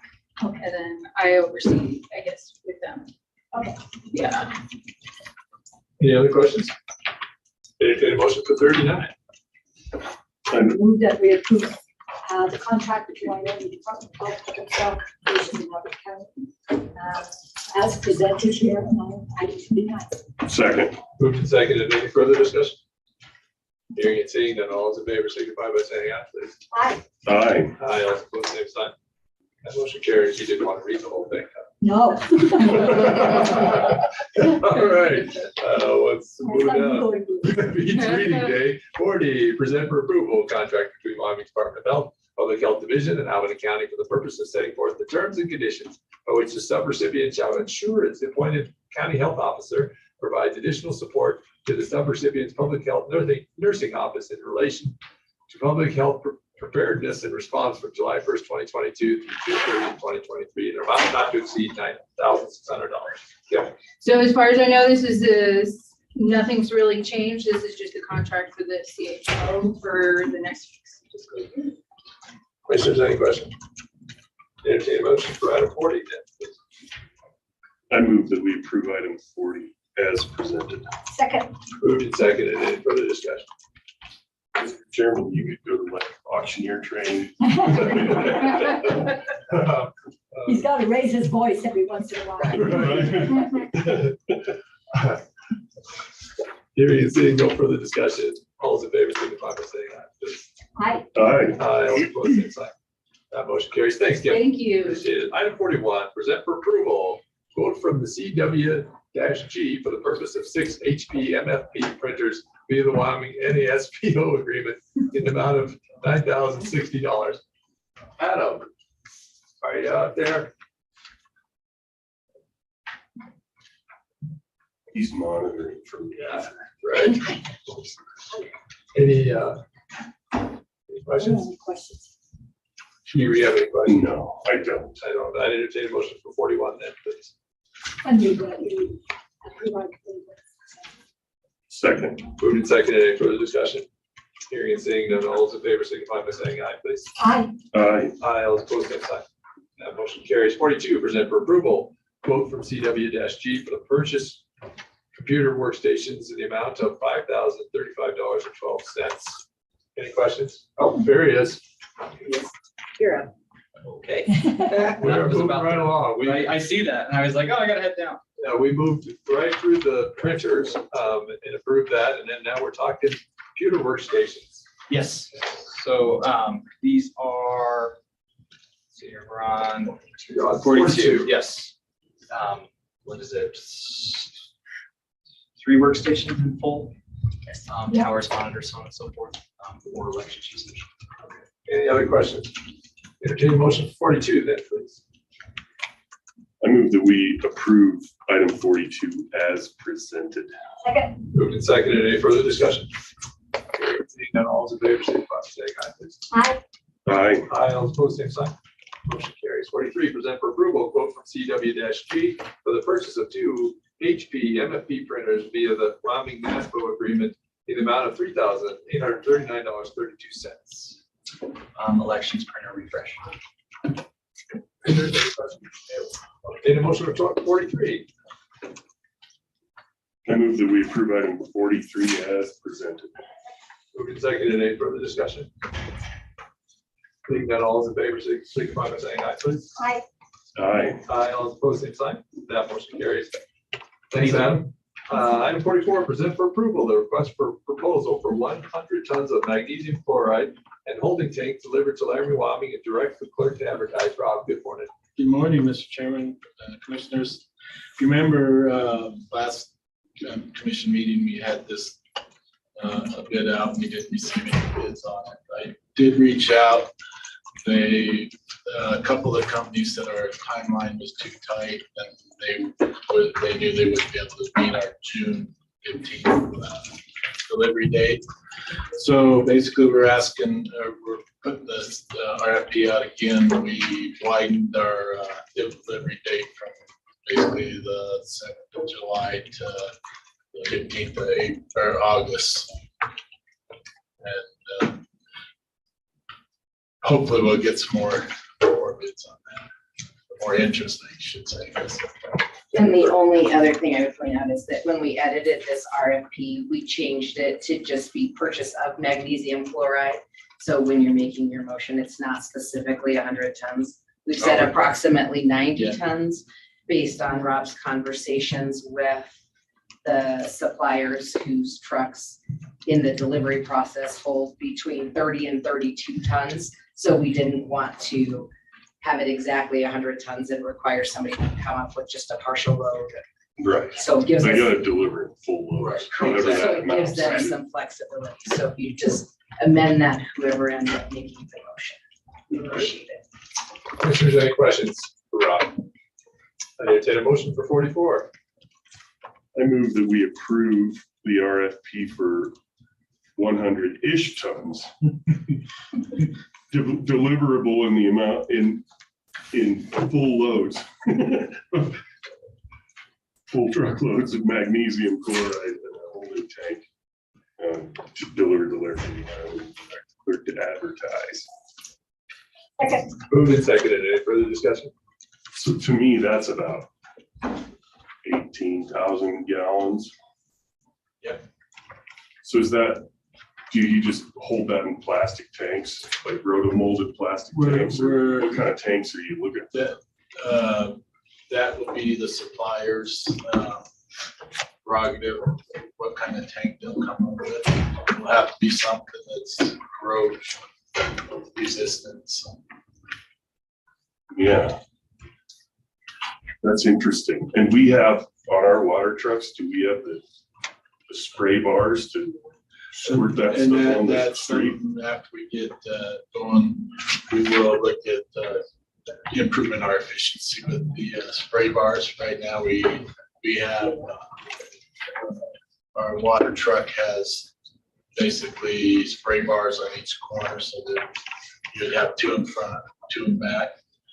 With the magnesium, we'd want to spray it almost like a crop does, irrigate the crop with smaller sprayers. I think we have the guys that can do that kind of. You just have to do some plumbing. Exactly. On the truck. Yep. That's a fun shop project. I get that. It's been moved and seconded. Any further discussion? Hearing seeing none, all those in favor signify by saying aye. Aye. Aye. Aye, all opposed, same sign. That motion carries. Item 45, present for discussion. Allen Simpson easement for county for right of way across the strip of land in and through northeast quarters, section 18, township 24, range 70, off Palmer Canyon Road by the county line. Yeah, Mr. Simpson will kind of do a lot of discussion. Basically what it is Palmer Canyon road started like 1920s or so, and then in 1953 there was a flood. So in 1954 they moved the road up out of the canyon onto the higher ridge. Basically, I think there's a lot of issues with vacancies and because there's still road easements. This actually started, they started this in 1999 or something. Yeah, we had this meeting, so I'll turn it over Let to. me address it, Chairman and Commissioners. I first attended one of your meetings in 1999 with Everett Alloway, who owned property on the original Palmer Canyon or Palmer Estate. And they've been there since 53 or 4, something like that. And he attempted or wanted to sell a piece of property. It was a family property that had it for 50 years at that point, probably. And he discovered he did not have access. And the topic has 2 parts. One is the county road access, which was promised when you guys escaped all the maintenance in Palmer Canyon with the 7 bridges that were washed out in 53. Right. And the big attempt to get it out of the canyon again. So that, and fortunately for you, you had the 7 bridges in that deep canyon, and Platte County had a bridge maybe, but basically as soon as they got out a little bit to the east, it opened up in the prairie. And so and you had a committee, people looking at it too, like, I don't know, you guys had asked them to get people to kind of watch what needed to happen between Rock River and the county line. So but Platte County, because of the access to get up on the ridge started pretty well back into Platte County did the front. So except for you people being consultants or advisors or part of the application process, they took care of the whole thing. And their agreement basically guaranteed access to all the people on the original road. And Platte County did all of that. They built a road. They dedicated the county road up to where it went into Albany County. And they did a survey, but did not share it with you guys apparently. Put it in their road system. So that should be dedicated as a county road. There's some discussion there, but basically if I were to read this letter, which I probably should be doing, when you move a county road, you got to provide access to people that are isolated. So, and of course, we didn't have to start this process. So in 99, you guys met, said, sure, it sounds like a great idea to go find the documents. Well, nobody knew where to start with the documents. So Everett went ahead and had this little map drawn up. And then in the meantime, before he came back to you, Dr. Ken more about the property and he had no interest anymore in doing anything more. But anyway, but this discussion has 2 parts. One, talk about now is, like I say, you maintained that road, the county road 1922 on, washed out. In the observation that Platte County had most of the corrective area, so they took on the project. They built the road. And initially Platte County would come up and maintain it because it's one of the contracts would maintain a county road. But the Alloway family were construction people. They had bulldozers and road graders. And so they said, don't screw with you guys. We're going to take care of ourselves. So the county in 50 years forgot they had a responsibility. They've not been up. But there's only, like I say, that half a mile or so. But anyway, I say there is a requirement for the county to replace the county road, and Platte County took care of all that before you accept the paperwork. So I'd ask for you now that whatever survey is required, and hopefully this little map I gave you may satisfy your requirement for a map. And if once that roadway is dedicated and your part of that road up to Palmer Canyon is flat, so you don't have almost no maintenance on it, but I think that's Rob come by once a year or as requested. Otherwise, it's not a big maintenance issue for you folks. So that's a county road issue. Now, the other issue is a private road, and Rod didn't have this today. But if the second one, we hear these things from time to time. This is not the only one of these that's ever come in front of us. Oh, I don't know. Anyway, to get back to where the story should have started, we live in Cheyenne, Wyoming. We love being there, but we always want to spend half our summers at our cabin. And Lucy's always wanted a mountain cabin. I built her a house. And we can live there year round. It's set up to live in. It's 3-bedroom, not the biggest house in the world, but it's certainly a very livable house. So she wanted a cabin site, and so in 1995, I bought a park from Palmer Canyon Homestead. And so that's why I'm involved today. Okay, but let's go back up and talk about Section 7, which is in Albany County. In 1953, Mr. and Mrs. Pruitt purchased Section 7, and 2 40-acre parcels in Section 8, which is in Platte County. In 1953, Mrs. Pruitt sold to Alloway both parcels in Section 8, and there's no possible access except through that property she sold in Section 7. At the same time, Eugene Alloway, Alder's son, purchased 420 acres in Section 7 and included the road to his mother's parcel. Again, Eugene's intent to grant access to his mom's property was implied but never recorded. In 1971, Eugene Alloway did sign a quitclaim deed to the property I live on. In 1999, Everett wanted to sell the home place and discovered none of that, either the county road had been recorded or his theoretically access through Section 7 to his mother's place. And so Everett did, based on your discussion, to provide some guidance. He did have that survey made, which mother did. And like I say, Everett had no reason to spend any more money on the project as soon as Ken bought the property. And when you lost all of Palmer Canyon Road at 50 in 2015, you lost. Yeah. Well, I saw trucks running up the hill, thousands of trucks running up the hill to replace that part of your road. Well, the same year we had the same storm, of course, and we had we had some washouts, and but again, your county road requirements were relatively minor. It's still pretty flat. Got a soft spot occasionally, but something that we've been able to take care of for 30 years. But anyway, in 15, it washed out the cover over the culvert, all the fill and stuff that covered the culvert, and washed out part of our road. And so Ken and I, Ken Moore, who's now living here with his wife here in Albany County, and I basically rebuilt the road. We spent at least $12,000 in culverts. So we placed culverts and made the road, our part of the road, more easy to maintain. And we spent hours, of course, running our tractors. Now, an update that you may or may not be aware of, last year, the big properties, 420 acres that Alloway had, and the bottom, that the Daly property in the canyon itself, I both sold to the owners who were building cabins.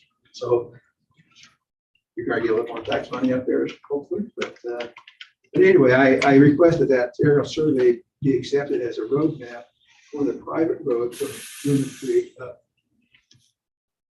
Willow Draw Road in the appropriate. And I keep saying you might be want to designate that as Simpson Road. I spent several years maintaining it, and I did all the paperwork to find all the paperwork that nobody recognized.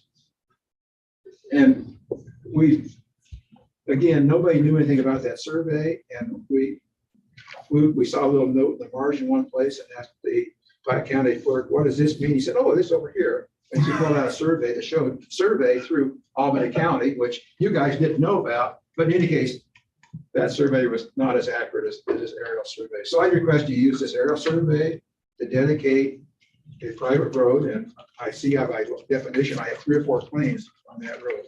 We maintained it for 21 years. And then, of course, the property, Gene Alloway, the guy who owned the 420 acres, was a smart guy. The guy that ended up owning it, he was a construction So he didn't have any clue how to start this, and I didn't either. Fortunately, Platte County's records are in the courthouse in Cheyenne, so I did a lot of research there. And then when I found that survey, then it kept me on the idea that I can give you the notes from Platte County's commissioners, saying they're going to guarantee this road. And at least one of those documents had 17 signatures, would probably include the Albany County residents also. But anyway, it should all be easy, but now tell me what I need to do. There is a good question. First, Mr. Smith, I just want to have a couple of comments to make. I appreciate all the research you've been doing, getting it at the head and providing all this. I also wanted to comment on the narrative that we got in our packet that started with, this is the tale of three families. You should have got, it started with, this is the tale of three families. I love that. You should have been a novelist. It was a delight reading that package. I didn't know how much you guys thought ahead of time, but I know Robin put the package together for you. But anyway. I do the genealogy. Oh, okay. Okay, well done. It was very informative and well written. But anyway. And I'm an English teacher. Oh, yeah, I subject myself to a lot of criticism sometimes, but and a lot of help for that matter. But anyway, I can give you some other things. I give you pictures of replacing that road and culverts, but that's all self-evident. And like I say, Ken Moore and I put in probably hundreds of hours working on that road, but it's our road now, as soon as you guys get it official. And by the definitions, I see there's several ways we claim title, but I believe, and perhaps your legal folks might have a better idea, but I assume private road. And you see a red line on your map. That red line is county road dedicated by Bo V when we did the initial project, when they did it. And the only people, Mike Daly was a sub-teen at that time, and he knew it was guaranteed, but didn't know where to find it. We hired Mr. Vines, an old timer who was there when it was built, and he started off doing the survey, which is a good idea in the end, but he did not know to look at the records. And there's many statutes on this highway stuff, and I captured a couple of them. And I had really neat. I found that survey of Wyoming history roads, and it told me that when you move a road, you got to replace it. So, and then I looked through the statutes, and I have other references, but your legal folks pick one and say it's good. I'm sure. So, Mr. Simpson, just for my own clarification, the red part of the road should be county road. Should be county road. And it required, and if you notice, the original Palmer Canyon Road, there's only one access, the whole thing. So it comes down, and that road builder did a great job building that road. He put in escape routes for drifts and things. And I don't know who did that, obviously, several years ago. But You mean since the 2015 wash? No, the 2015. No, I'm talking about the 53 wash. Way back in the, gotcha. When he built that road as directed, he not only built the road at the only possible location for it, but where he saw a drift was going to develop, he provided an access road. So he did a great job. But so like I say, but the problem was, even though you had some initial input, say we need to do something, and you had the biggest problem, but Bo V dedicated, and I thought it was all Bo V being a good neighbor in all those discussions in the county commissioner minutes. But it was actually on the county commissioner and legal folks wrote that delivered in the county commissioner records to say this is what you got to do anyway, so let's do it right. So you like that entire red section to be private? No, the entire road, the red section from the end of the Platte County Road, you should pick it up and make it an Albany County Road around. And you got to go up, and you see where that jog is out to the east. That's actually Lumen Creek. And the only place they can cross Lumen Creek is where that. And so the jog back into Platte County. So I need to get county road access back into the Albany County line of section 7 on the top, north of Lumen Creek. Gotcha. So the challenge that we have is that because the road zigs and zags a little bit, you know, then you have to have us dedicate our part and Platt dedicate theirs so that it's, I will work fast. yeah. But, and you know, you can see. And this drawing is where it's up out of the river bottom and it's up on the bluff, right? Well, the new road, which is only partially shown here, you see this takes off and this is the new paved road. Yeah, and at some point it becomes dirt, right? No, well, it does at your line. Mhm. Platte County paved theirs, but, and so they did what they're supposed to do. The surveyor did. He surveyed it to here and then he quit.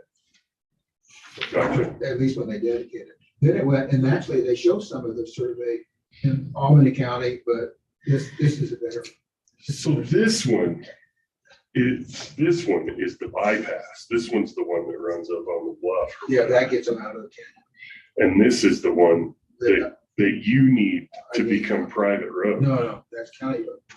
The red is county road. The private road And then starts this is- here in section 7. Gotcha. So this was the original path of the road, which was gonna get washed out over and over again. No. The original road came right up this canyon, right through here. And you had 7 bridges Gotcha. and they washed out. And then, but you see, you get out here just a few hundred feet and you're out in the meadow again. And so Platte County went back into Platte County. Mhm. And Bovee, who did all this section is also dedicated by Bovee. So I don't know what the arrangement was to pay for him or compensate him, I don't know. Well, what's funny is that, you know, way back in the day, you have county roads that go places and people would reroute them if they didn't have, you know, if they big drifts, the rancher would reroute the county road or whatever. And so we have sections of all of those roads up there in the north end of the county and some other places that are maybe not in their original, you know, so when it's a county road and it's in platted like right of way that's deeded, you know, there's a difference between right of way and easement, right? Easement is still owned by the landowner, right of way is owned by the county. So there are places when it's a challenge for us because it comes up a lot. And this isn't the only one, But this you know. is needed. Bovee dedicated a 60-foot right of way all the way. And the only reason Platte County had to do it. So it's just not recorded? Is that what you're saying? Platte County recorded this part of it and not recorded this part. And you did not. So all of the work has been done Oh, to the do road's that. perfect, as good as it can be. But I mean, and the legal and title work too. You know, like Well, Bovee dedicated a 60-foot right of way all the way through. And so if you couldn't find it in the land office here, that means that it. I had access to Platte County documents, a lot of them, in Cheyenne Library. So that's where I started. Gotcha. So, and I have looked at some of your stuff. When I called you GIS guy 2 years ago. Yeah, and you know, so that means it's just never been recorded. It's never been recorded, that's right. So the legal, all of the documents are assembled so it could be recorded, we just never recorded it. Is that Well, I basically don't where know. we're at?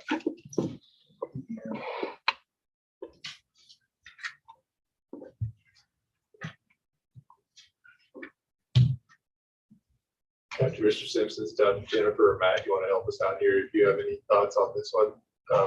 And if not, then we'll have to figure out, give you more time. I don't want you to just have to wait.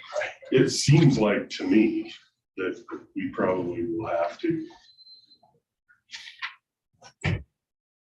match the legal description, you know, and have, you know, we probably have to have a survey done, you know, and describe it, because the surveying techniques nowadays are different than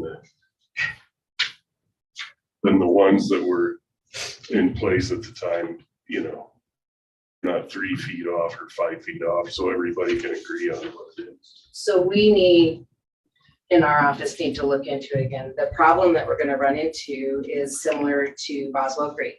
We can't designate a county road that runs in and out of other places. We don't, as minimal as a burden as it may be for Rob, we don't want to create a road, a county road that the county has to maintain out there. Because it's just a short section of road out there, and that makes it tough for Rob's office to get those things done. We can look at if there are prior easements that just need to be recorded. Those can look at being recorded, and then they're like other roads in the county, they're for ingress and egress and dedicated to the public use, but they're not county roads that the county maintains. So we have some options that we can look into there, but we do need some extra time to look at it and figure out what the documents are and where they are. And Rob and I have talked about it a bit, but I had not yet had time to go all the way through it.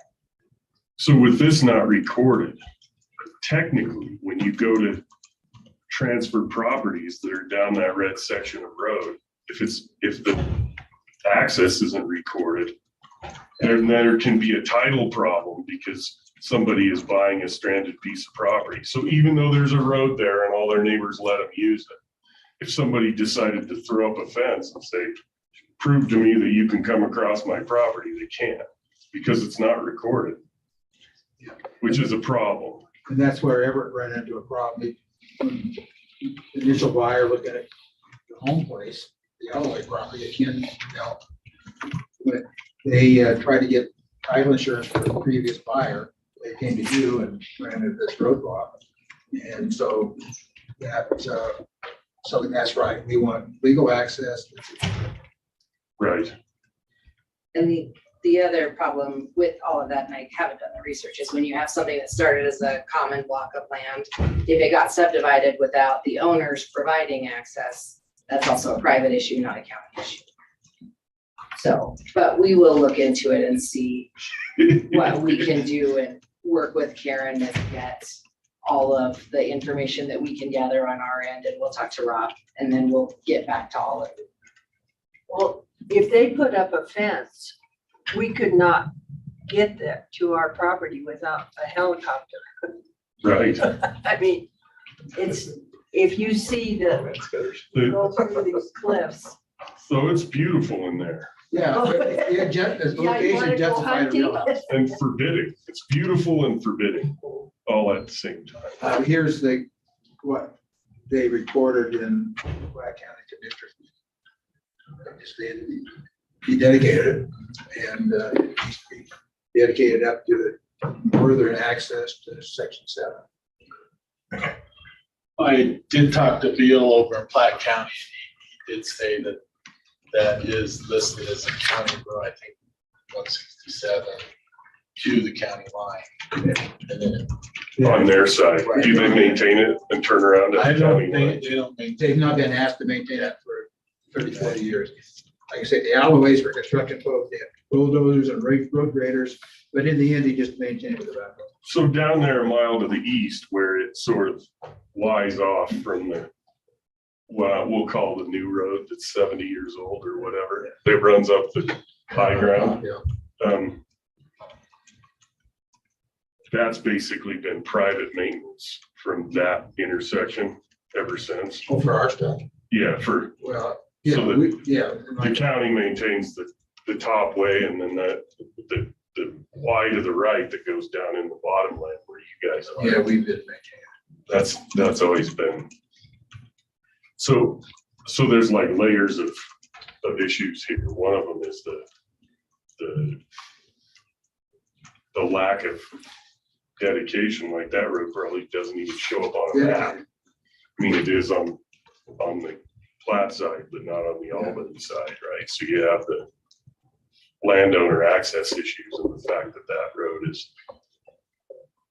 doesn't legally exist, even though physically exists. Well, when you legal folks get into it, you'll see you're required to do it. Yeah. The county road, I think, is pretty straight. The private road should be straight because every sale on it implied access. We just need to get it recorded. And I have several claims on the road being good. You can't imagine. Well, so sometimes when when a government goes to do these things, if any neighbor, if any one of the people on that road says no, then it gets ugly. But if everybody is in agreement, it'll be way easier. Does that make sense? Yeah. And I don't know how your neighbors are, how you guys click and gel. New neighbors are building things. We cooperated on doing road maintenance when, obviously our guys are hobby size equipment. Yeah. We hired a contractor to come in and do some excavation back to get water off the road. So we have active neighbors now. I never saw an alleyway up there all the years I was there. So they were non-entities for any road work. But I don't know if I gave Rob this. I probably did and all the things, but this is basically the contract from OV and the county commissioners at Platte, who represented you in this case also. Build the road and maintain it. Well, Mr. Simpson, we will take a look at it and get back to you. Yeah, and who should I be talking to? Rob is my first contact, obviously. Because you designated, in '99, you designated the road guy. He's a different road guy today. Yeah, right, yeah. Yeah, Rob would be your point of. Yeah, I'm using him all the time. Okay. And you should change, it's not Allen. It's Allen was Albert. the senator It of is. Wyoming It's for Albert. many years. Yeah. It's Albert. So we'll make that change. Thank you. Okay. We wanted to raise your retirement there. but it's- Yeah, that'd help. When he worked for the government and called, they always thought it was Allen. Oh, fun. So he got things faster I than got most of the other people. Don't correct. Yeah, it's okay, we'll send it. Okay. Item 46, award 2022-2023 County Commissioners Renewal Scholarships. Jackie, I see you again now. Mr. Chairman. Yes. You're the gal. Karen, thank you for the opportunity to present. The County Scholarship Committee met, and they are submitting for your approval the recommendation of the renewal scholarship for the County Commissioner Scholarship to go to Abigail Whitman, with the alternate to be Rachel Broyles for your consideration. Commissioners, any questions? I'd entertain a motion for item 46, please. He does the maps. I move that we award the 2022-2023 county commissioners scholarships as presented. Second. Moved and seconded. Any further discussion? Hearing and seeing none, all those in favor, signify by saying aye, please. Aye. Aye, all opposed, same sign. I know both of those kids. They're good kids. That motion carries. Thanks to the scholarship committee and congratulations to Abigail. 47, set compensation of election judges pursuant to Wyoming State Statute 22-8-116. Jackie, please. Mr. Chairman, Commissioners, pursuant to Wyoming Statute 22-8-116, compensation for judges of election and members of county boards shall be compensated for services at a rate to be determined by the Board of County Commissioners at the June meeting and stated on the notice to each nominee. As we prepare to send a notification of appointments to judges of election, under Wyoming statute, the rate shall not be less than the state minimum wage. Compensation shall begin 1 hour before a member assumes his duties. The election official who delivers the return shall receive additional compensation for necessary travel beyond 10 miles at the rate authorized for county employees. If a flat rate is paid, such sum shall not be less than the state hourly minimum wage multiplied by the number of hours the polls are open plus 1 hour. I would like to propose to you that chief judges of election who serve as the conduit between the polling place and the county clerk's office to be $150 per election. For judges of election and county board members, I propose for consideration the payment of $125 per election. And under Wyoming statute 22-8-113, all judges of election and members of county boards are obligated to attend at least one such school. All judges and members of the county board shall be paid not less than $10 as determined by the Board of County Commissioners for attendance at school. I am proposing for your consideration a $20 flat rate for payment for attending election judges school. Generally, the training lasts approximately 2 hours, and I believe the $20 helps compensate for their attendance. Your consideration for my proposed request is certainly appreciated, and I'm happy to answer any questions. Jackie, commissioners, any questions? So 150 for the chief judge, 125 your election judges and training coming in at $20 per. Entertain a motion then. Item 47, please. I move that we set compensation of election judges pursuant to Wyoming statute 228116 as presented. Second. Moved and seconded. Any further discussion?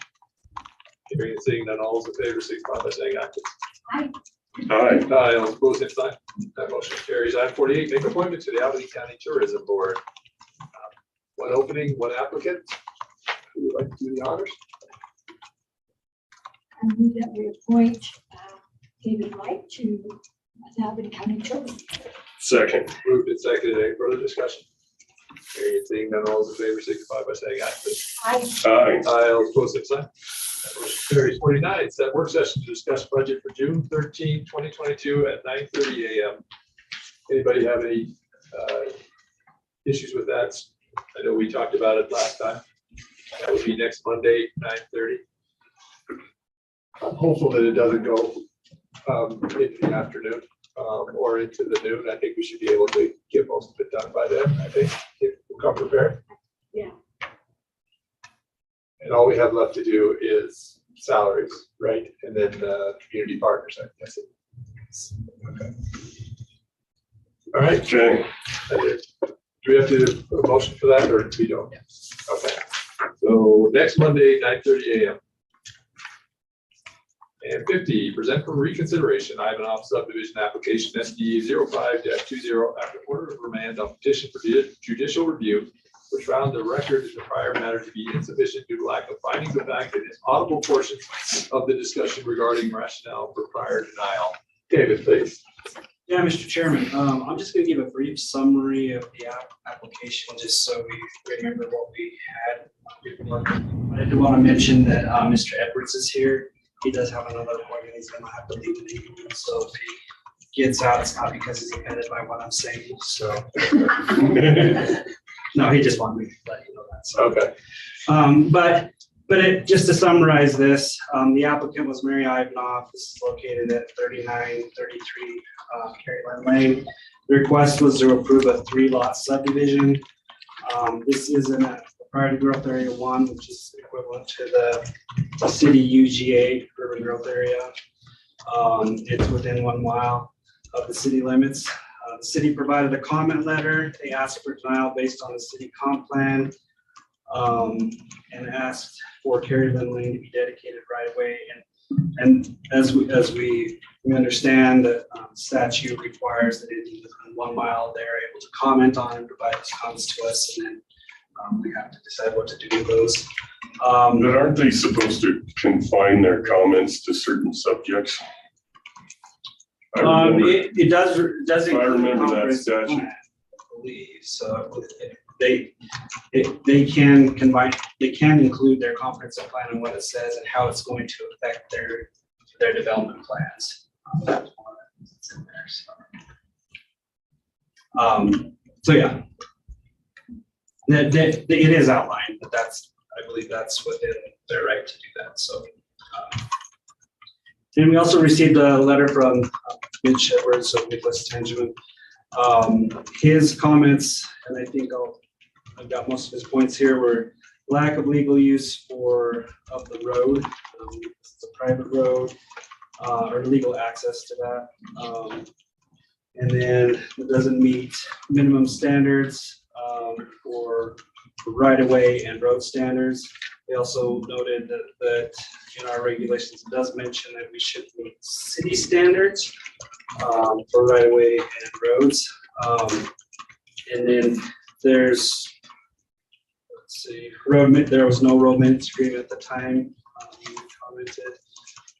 And so basically the issues for this application include, what the city provided under the Wyoming statutes, 3412-103, the road and right of way standards for that area.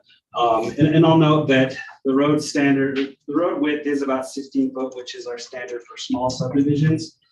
The right of way, however, is only 40 feet, which the standard is 50 feet. Even on the portion that's within the applicant's area, it was only 40 feet. They're shown there. And then the whole city road standard thing. The only thing that the city report or noted in their comments about their road standards was that they wanted the Carry Lane lane to be dedicated to public use. And I think they were talking about the entire length of Carry Lane lane. The portion of the road that's within their area there, they did dedicate for public use. And then, so with all that, I believe that in my staff report, we noted that we discussed this with the county attorney's office. We believe there was legal access at the time. I'm not sure if that opinion's changed, but Matt and Jennifer will correct me there. And then there was never enough variance that was requested for many of the standards that they may not have met here. So that's my summary. So I'll turn over to the attorneys. I'll let Mitch go first, since he has to leave here in just a minute. Is that okay? You bet. Come on up. That's okay. We'll give you 4 minutes. I appreciate that. Thank you, members of the commission. Mitch Evers of Nicholas and Tangeman. I represent numerous landowners out there that are adjacent to this particular property and along the Carry Lane private road. I just wanted to ask that as you reconsider this, the reconsideration that the court has put to you is to establish clear, articulate findings of fact to support the denial of the subdivision that you had previously entered. And so I believe that's what you're here for. And part of that was the audio was inaudible and some different things. And so referring back to our May 27th, 2021 letter, we just asked that you make a finding to support that denial on the basis that it doesn't meet the minimum requirements for access for subdivisions. Namely, there's no 50-foot right of way, and that doesn't meet the city standards that would be applicable under your regulations for being within 1 mile of the city, and also the state statute that implements those city standards. So with that, I'll leave it to your counsel, and I appreciate letting me jump ahead here. I gotta leave in about 2 minutes to make another appointment that I'm committed to. So if there's any question, I'd be happy to answer those now, but otherwise I'll get through it. All right. Anybody have a question? Quick one? All right. I have a question. Are there any circumstances that your group of clients would consider to widen the width of that right of way and make it all public access? It's a good question, Commissioner Richardson. Or are they just don't want any more people out there? Commissioner Richardson, good question. I don't know the answer to that because we haven't been approached about the idea of widening the access and making sure that there is a wider access to that. I know that initially my clients are not opposed to subdivision. They're opposed to subdivision placing burdens upon them and their property with respect to what the city may require in the future and different things with respect to that access and maintaining and upgrading that access, including the city standards of paving and curb and gutter and other things that we now see happening in West Laramie because when it was subdivided, it wasn't required to be done appropriately at that time. And so that's what my clients have always been concerned about is that initial burden that we put on them by allowing a subdivision that doesn't meet the regulations. Well, there's been some citing of our need to, when that statute was written, it was written that because people who are outside the city don't elect city councilors and policymakers and bureaucrats, the final decision rests with the commission. And I never saw anywhere where the city could impose that standard. I mean, they asked for something like that, but that was not a legal ask. That was just a preference, you know? So from my perspective as a commissioner, I can distinguish between legal requirements and preferences. And I generally discard the preferences because and stick to the legal. So I wasn't very impressed by that the first time around, especially on a dead end street, right? You got a dead end street that's up against the interstate. Commissioner Richardson, I understand. You know, so I don't know why we would cite some city requirement as a reason for denying their subdivision. Because I don't think the city was allowed to sort of ask us or impose sidewalk, street, curb and gutter and all, you know, all that business on a space out in the 1 mile. And right now we're working on a joint development agreement in the 1 mile, but at the time that they applied, and even now, no such thing exists that defines what people have to do in that space. So to me, I think the only reason that we denied it was the fact that there were width issues with the road and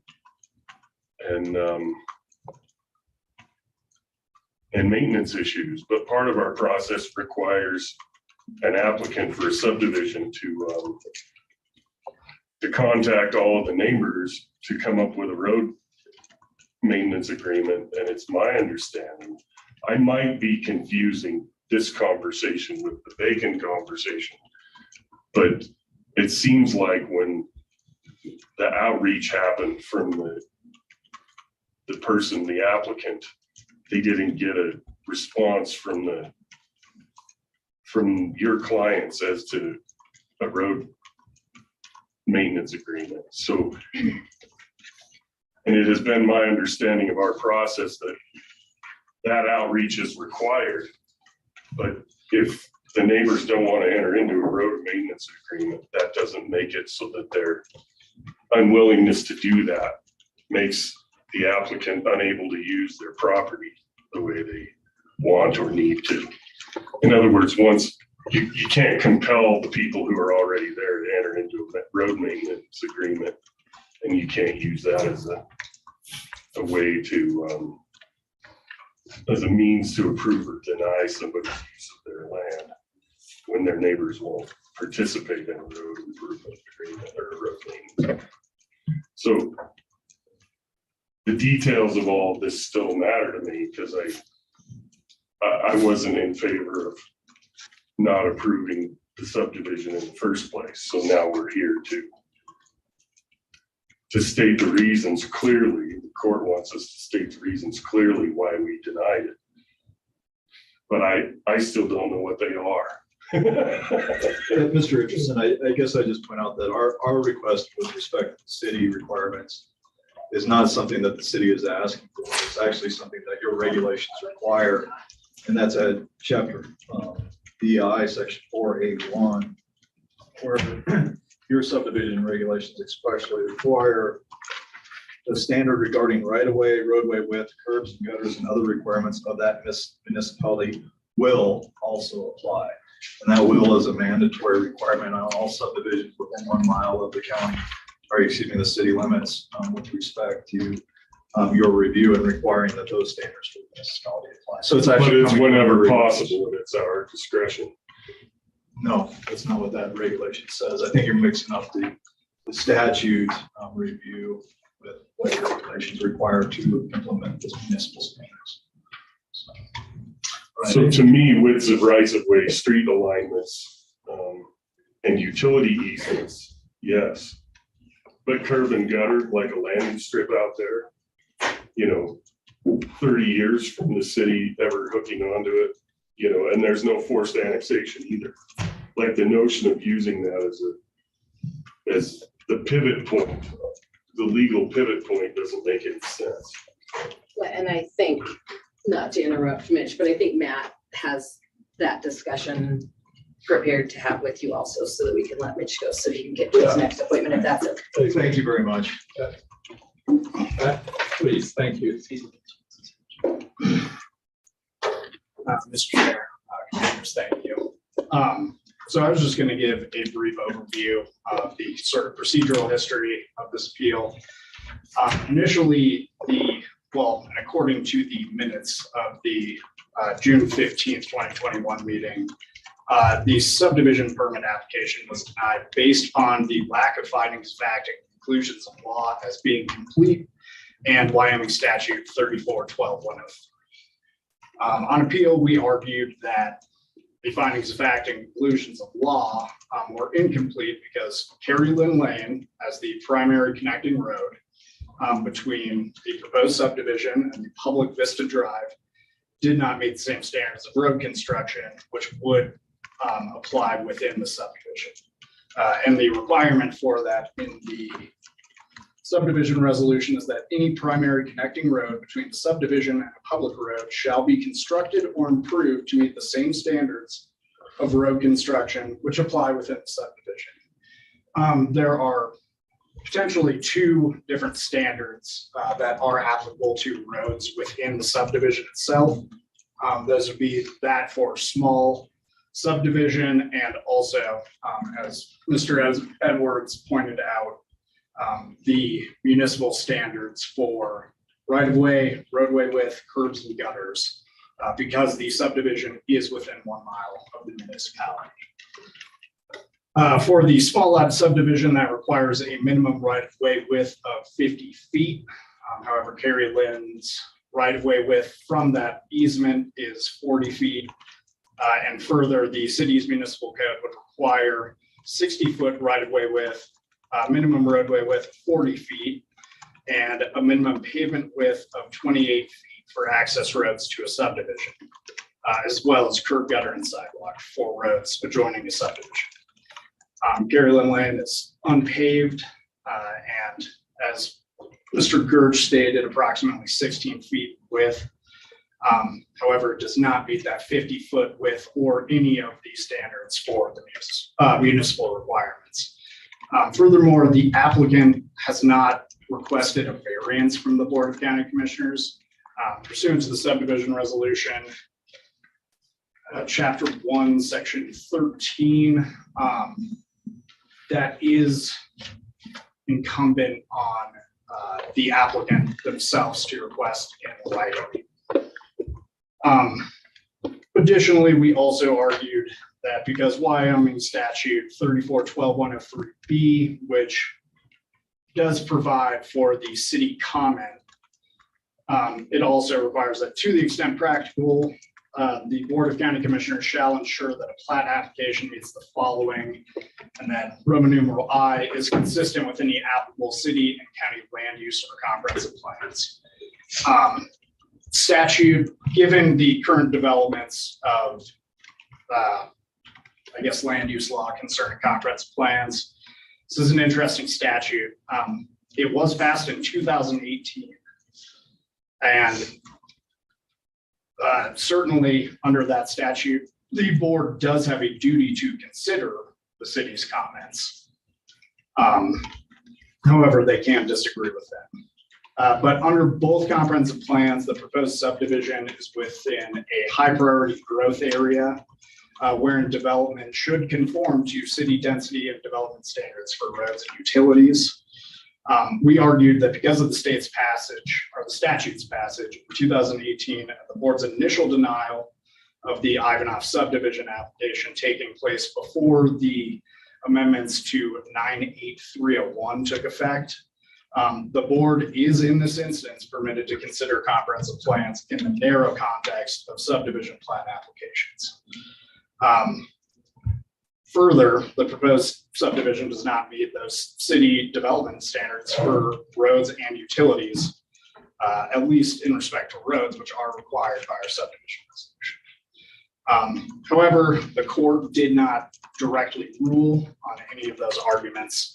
Ultimately, Judge Cricken found that because of the state of the record and the inaudible portions of Commissioner Ibarra's microphone, that the record before was insufficient to permit meaningful review, and therefore concluded that the board must provide an explanation of the basis upon which the board's decisions rest, and also provide the facts and circumstances that justify the decision. Mr. Chair, I'm just ready to make a motion, and I don't have any questions for Matt or Jennifer at this point. But due to the inaudible recordings of much of my discussion and the motion that I made afterwards, I'd like to be able to make a motion now. And as Jennifer had mentioned earlier today's meeting, I can make that into denial as long as I have state the findings for that motion. And so if no one has any questions for either legal counsel, I'd like to proceed with the motion. Any questions, Hubert? Well, I find it interesting, the discussion about West Laramie, let's say. The fact of the matter is it's impossible for a municipality to annex something that's already built. That's why and in an economically feasible way. So I have lots of family in Phoenix. My grandmother's at Udall, and they were, on the Arizona State Supreme Court, senator from Colorado, senator from Texas, from New Mexico. So when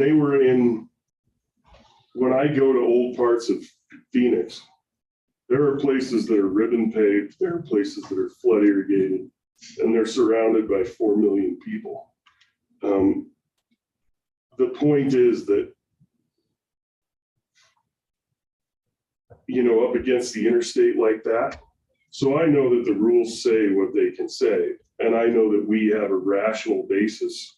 We could make a ruling one way or the other, and if we justify it by a rational basis, it will be upheld. That's the case with Ivanhoe. As a practical matter,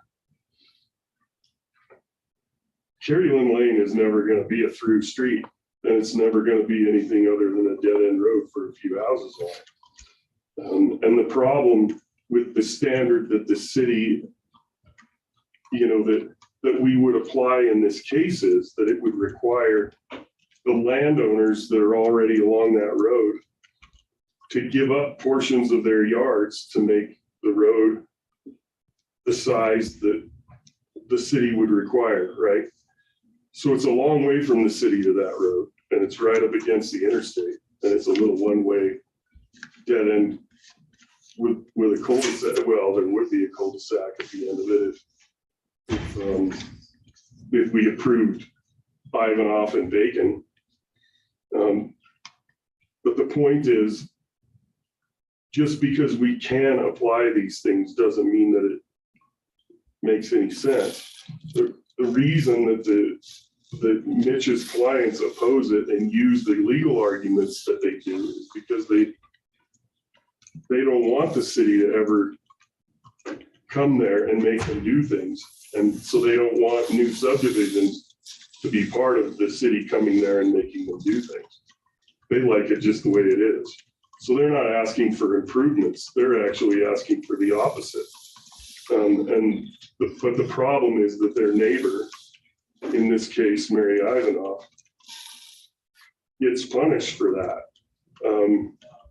There is no forced annexation. State statutes prohibit it. The only way you get annexation is by a landowner asking for it. And no one on Carrie Lynn Lane's ever going to ask for that.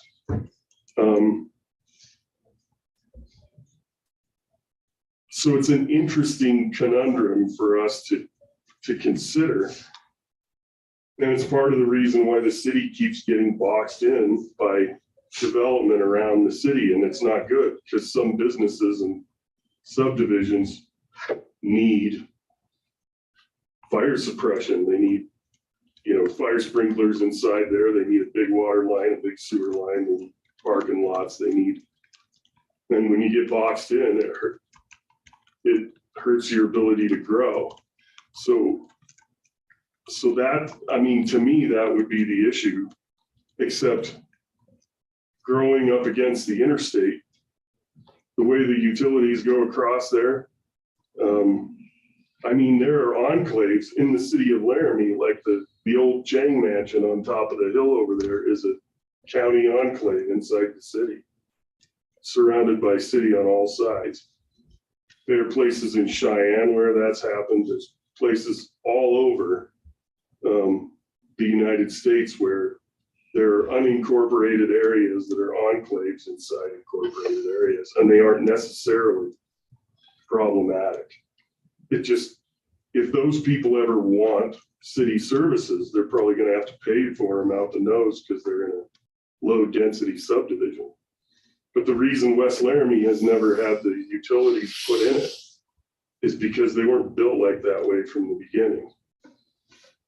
And nobody wants to afford them. They don't want the service, but they don't want to pay for it. So when a developer buys a big chunk and is going to subdivide it and basically hand the city over built infrastructure, it works because you have a blank slate, but it never works in a place that's already developed. So it doesn't really matter whether these subdivisions, well, specifically Ivanhoff, is allowed or not allowed, or whether the road is 40 feet or 50 feet, because it's never going to be a city street. It's just not without a lot of wailing and gnashing of teeth on the part of the landowners, or asking for annexation and doing interior streets and subdividing all those properties to build higher density, which isn't going to happen right next to the interstate. Unless you put a wall up there like you're in North Denver or something to knock out the noise and all that. So it's just I actually don't think that the landowners are opposed to Mary Ivanhoff, and her subdivision. They're opposed to all of the regulation that can come with it and make them do things.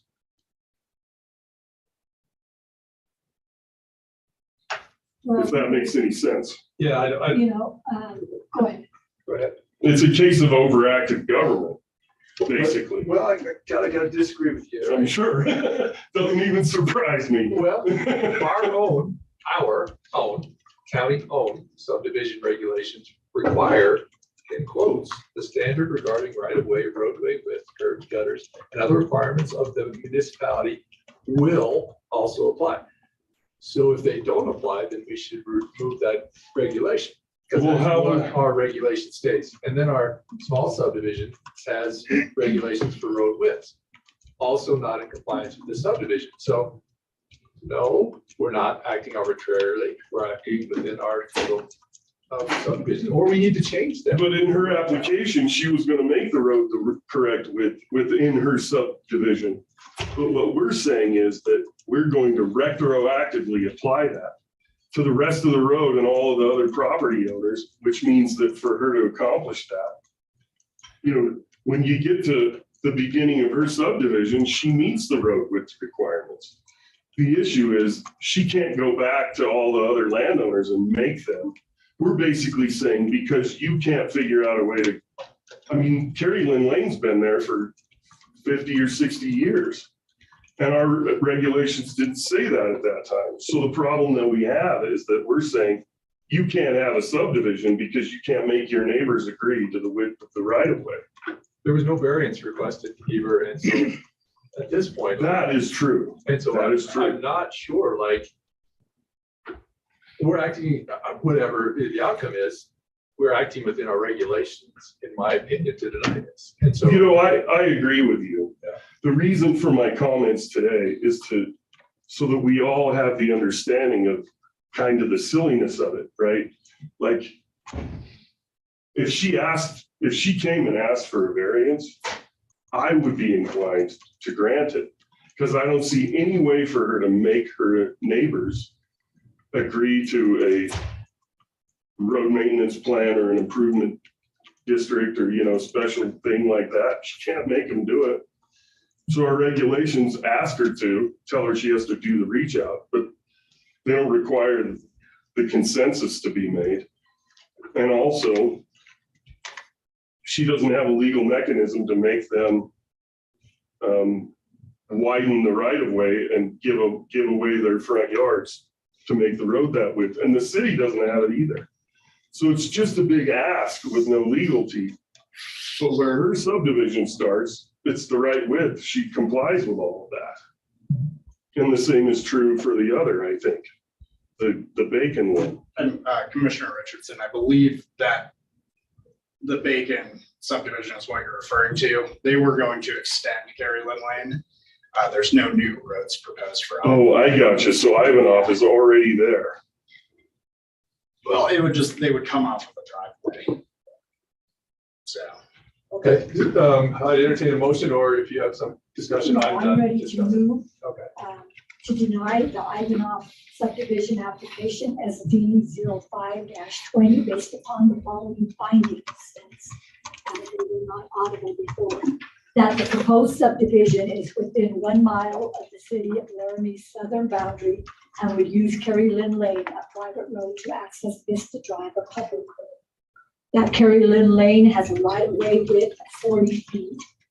That Kerry Lynn Lane as the primary connecting road between the proposed subdivision and Vista Drive will not be constructed or improved to meet the standards for small subdivision right-of-ways of 50 feet as required by Chapter 4, Section 5.3 and Section 6B6 of the subdivision resolution.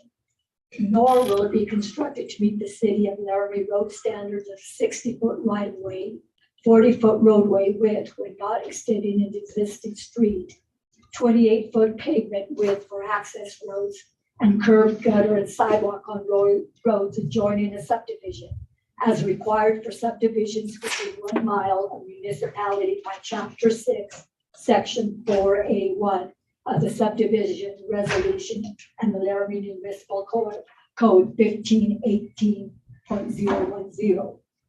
That no variance from the 50-foot right-of-way width requirement or city road standard requirements was requested by Mrs. Ivanhoff in her application as required by Chapter 1, Section 13B of the subdivision resolution. That the proposed subdivision is subject to regulation under and pursuant to the Albany County Comprehensive Plan. That the proposed subdivision is within the city of Laramie Comprehensive Plan's urban growth area and the Albany County Comprehensive Plan's priority growth area 1. Both comprehensive plans provide that development within this high priority growth area should conform to city density and development standards for roads and utilities. That the plat application for the proposed subdivision is not consistent with the applicable city of Laramie and Albany County Comprehensive Plans provisions for conformity with city road and utility standards pursuant to Chapter 3, Section 2 of the subdivision resolution and Wyoming Statute 34-12-103B. And finally, that it would be practical for the proposed subdivision to conform to urban development density, city roadway development standards, and city utility standards. Is there a second? Second. It's moved and seconded. Any further discussion? That is the reason why we don't have affordable housing. Oh goodness. The complex problem comes down to one decision over a 3-lot subdivision. No, that's not what I'm saying. It's that repeated over and over and over again. Okay. If developers can compete, our municipality, our jurisdiction is in competition with other places. So if I'm a developer and the requirements are too expensive for the rate of return that I need, then I just go somewhere else. So it's as simple as that. I don't know if that's Spearfish, South Dakota, Twin Falls, Idaho. I don't know where it is, but if you don't have any new housing, you won't have any affordable housing. Moved and seconded. No further discussion. All those in favor signify by saying aye, please. Aye. Aye, all those opposed? Aye. That motion carries. Thank you. I appreciate the work of Matt, Jennifer, and David. Thank you. Item 51, present for consideration, letter to Frank Romero, District Ranger, USFS Laramie Ranger District, requesting the Forest Service realign and reconstruct the portion of Boswell Road, which crosses the property owned by Gary and June Williams. Rob. Good afternoon, Mr. Chairman, Commissioners. I don't know if you guys play the five-letter word game, Wordle, but today's word of the day is roads.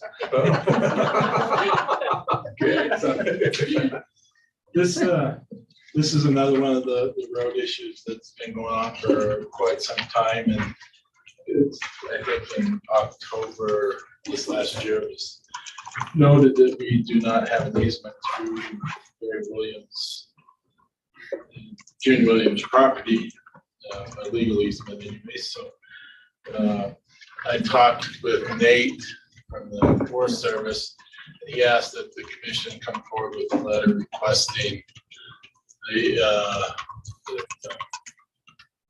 we use the Forest Service property to realign and reconstruct a portion of the road. It would basically move the road approximately 200 feet south of Gary Williams' property line. And the road would be approximately 600 feet long going through the Forest Service now. I do think it would solve a lot of problems rather quickly and easily. Rob, if I had known that all we had to do was send a letter, we would have done this a long time ago. I think there's some other issues. Yeah. Well, I don't know if you guys are familiar with this piece of property. Oh, it's been an issue. But he's got a 90-degree corner about 20 feet from his porch.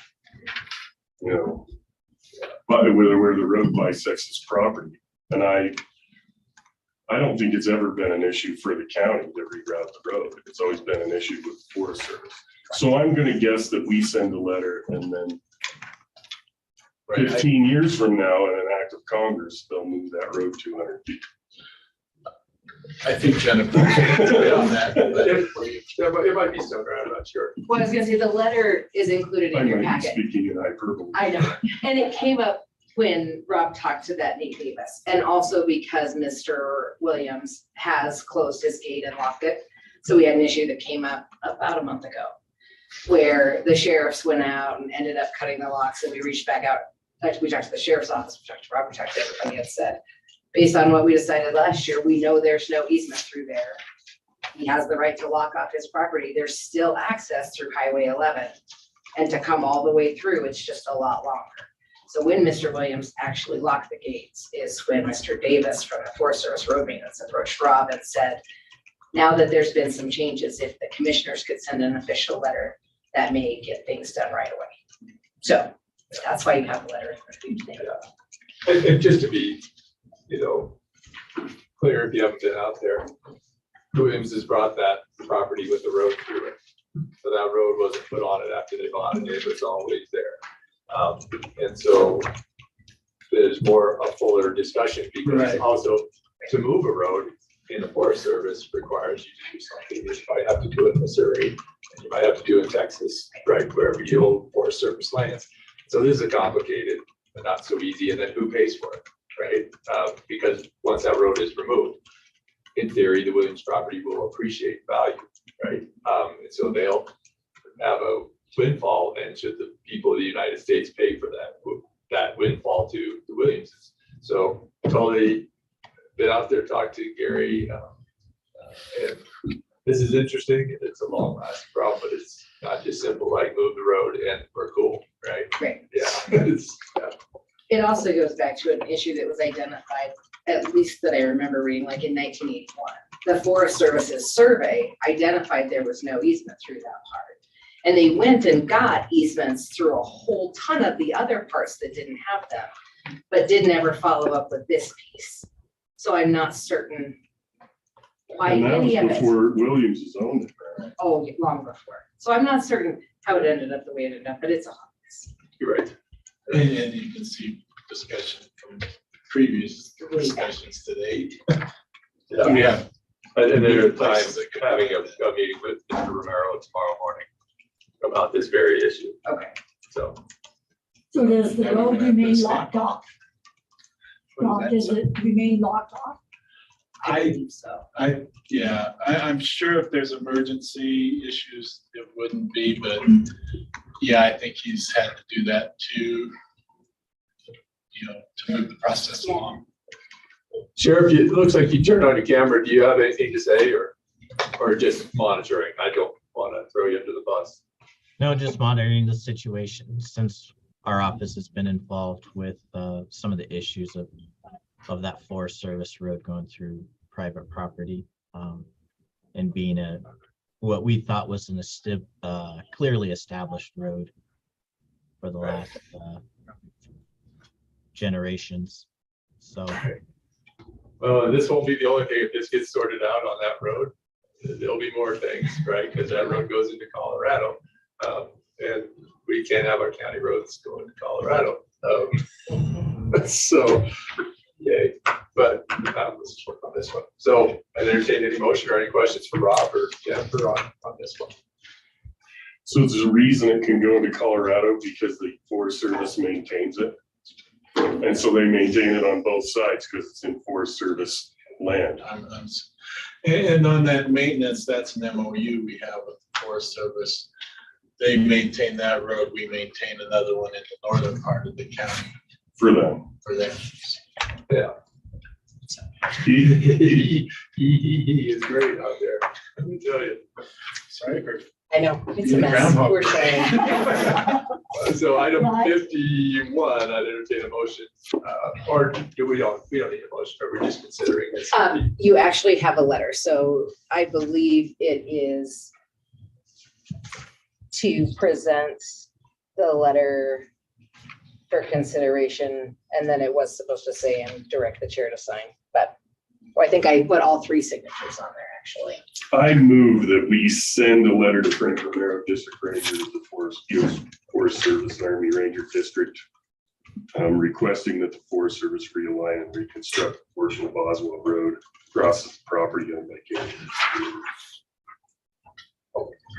We just have to say the date and have all 3 signatures, commissioner signatures. If you'd like. Well, we're all gonna sign it. There you go. Okay. We send the letter. Second. Moved and seconded. Any further discussion? Hearing and seeing none, all those in favor signify by saying aye. Aye. Aye. Aye, all opposed, same sign. That motion carries. I'm kind of proud of him for doing that. He's pretty patient for a long time. He just couldn't get anyone to even talk to him. I don't think he really wanted to be like that. No, I think there's a solution. Yeah, he's a very nice man. I try to love him. I hope there is. I hope so. The fact of the matter is, I think the road gets shorter if you reroute it to the hypotenuse, cheaper to maintain and safer. You know, there's a lot It of doesn't have that advantages. super sharp curve in there, which is nice. Item 52, present for approval corrections to the employee handbook to include clarification of separation pay, bereavement leave, termination, resignation and discharge, use of sick leave, annual vacation accrual, and vacation leave, separation and retirement severance. Christina. Good afternoon. So these are all things that we discussed, a month or 2 ago in our work session where we talked about benefits and changes and kind of what we wanted to see moving forward. The edits have all been sent out to elected officials and department heads about a month ago. I got some general feedback from a few, so we updated some wording, but other than that, there was no major opposition to the changes or negative comments. So I'll just go over per page the changes and talk about them briefly. On page 23, we updated the bereavement leave policy. It used to be that we granted 3 days of leave for funeral arrangements and attendance of the service. We upped that to 5. For anybody who has family outside of Laramie, travel time to get there and back and arrange and do all of those things. The group just decided that, or felt like 5 days was more feasible for someone who may have to travel. That doesn't necessarily mean that somebody gets a full 5 days if it's local, but the 5 days is there if somebody does need to move or make plans for someone that's out of state. So we changed the bereavement leave from 3 days to 5. On page 30, under the use of sick leave, we updated the definition of sick leave. So the new policy would read, sick leave shall be used only when an employee is incapacitated by sickness or injury, needs medical, dental, or optical examination or treatment, or has responsibility due to the illness of a member of the employee's immediate family. Mental health days will also constitute a sick leave and shall be used as needed. We also removed in that paragraph the definition of immediate family for several reasons. We had a really good discussion about this. We talked about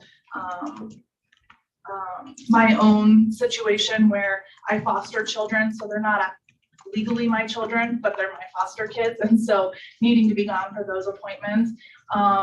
With all of the gender identifications and how people relate and who's who in their family, we just felt like keeping it to mother, father, daughter, brother, sister was really inclusive. So we got rid of the definition, and then we also added the mental health days. We had a large discussion about mental health and people, taking mental health days and calling in sick, and it being this issue where employees feel like they can't be truthful with their employer, and then we also address things like pets passing away and people, needing time off for that, and whether that's okay or not okay. And, we want to value our employees. And I think the overall discussion was that as long as people don't abuse it, we want them to have the sick time and we want them to have the mental health time if they need it.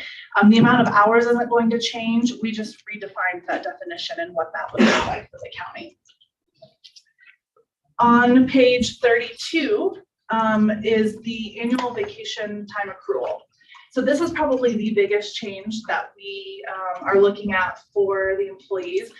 Again, we discussed this in our meeting with our benefits discussion. And so what we came up with was making that accrual amount sooner rather than later. As you guys know, that you had to be here 5 years for it to go up any additional time.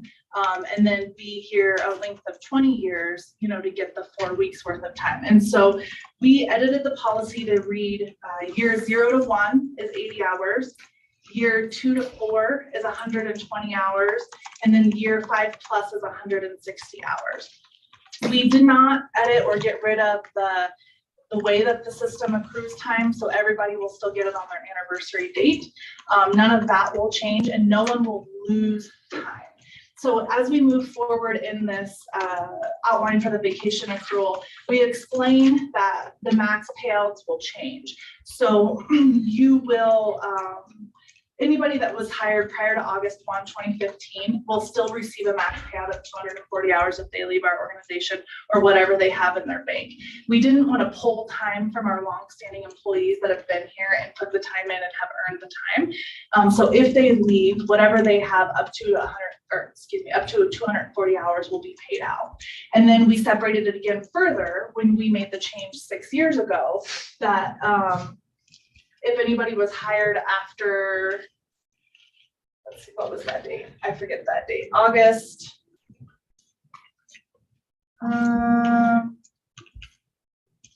No, that was August 1. So anybody prior to August 1, 2015 was at 240. If you were hired after August 1, 2015, your max accrual was 160.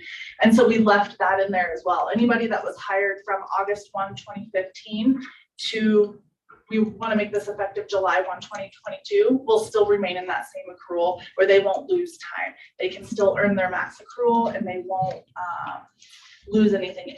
Really, the biggest change is gonna be anybody that we hire from July 1 of 2022 on. If they were to term, the max payout is 80 hours. And so that's where we're gonna reduce our liability, and then we're not taking anything away from current employees. It'll only be for new. So the new vacation time accrual policy outlines that, and Stacy Lamb had said that it was kind of confusing, so we went in and updated that verbiage so that people would understand that they're not losing time. So that's what you see on page 32, 33, and 34.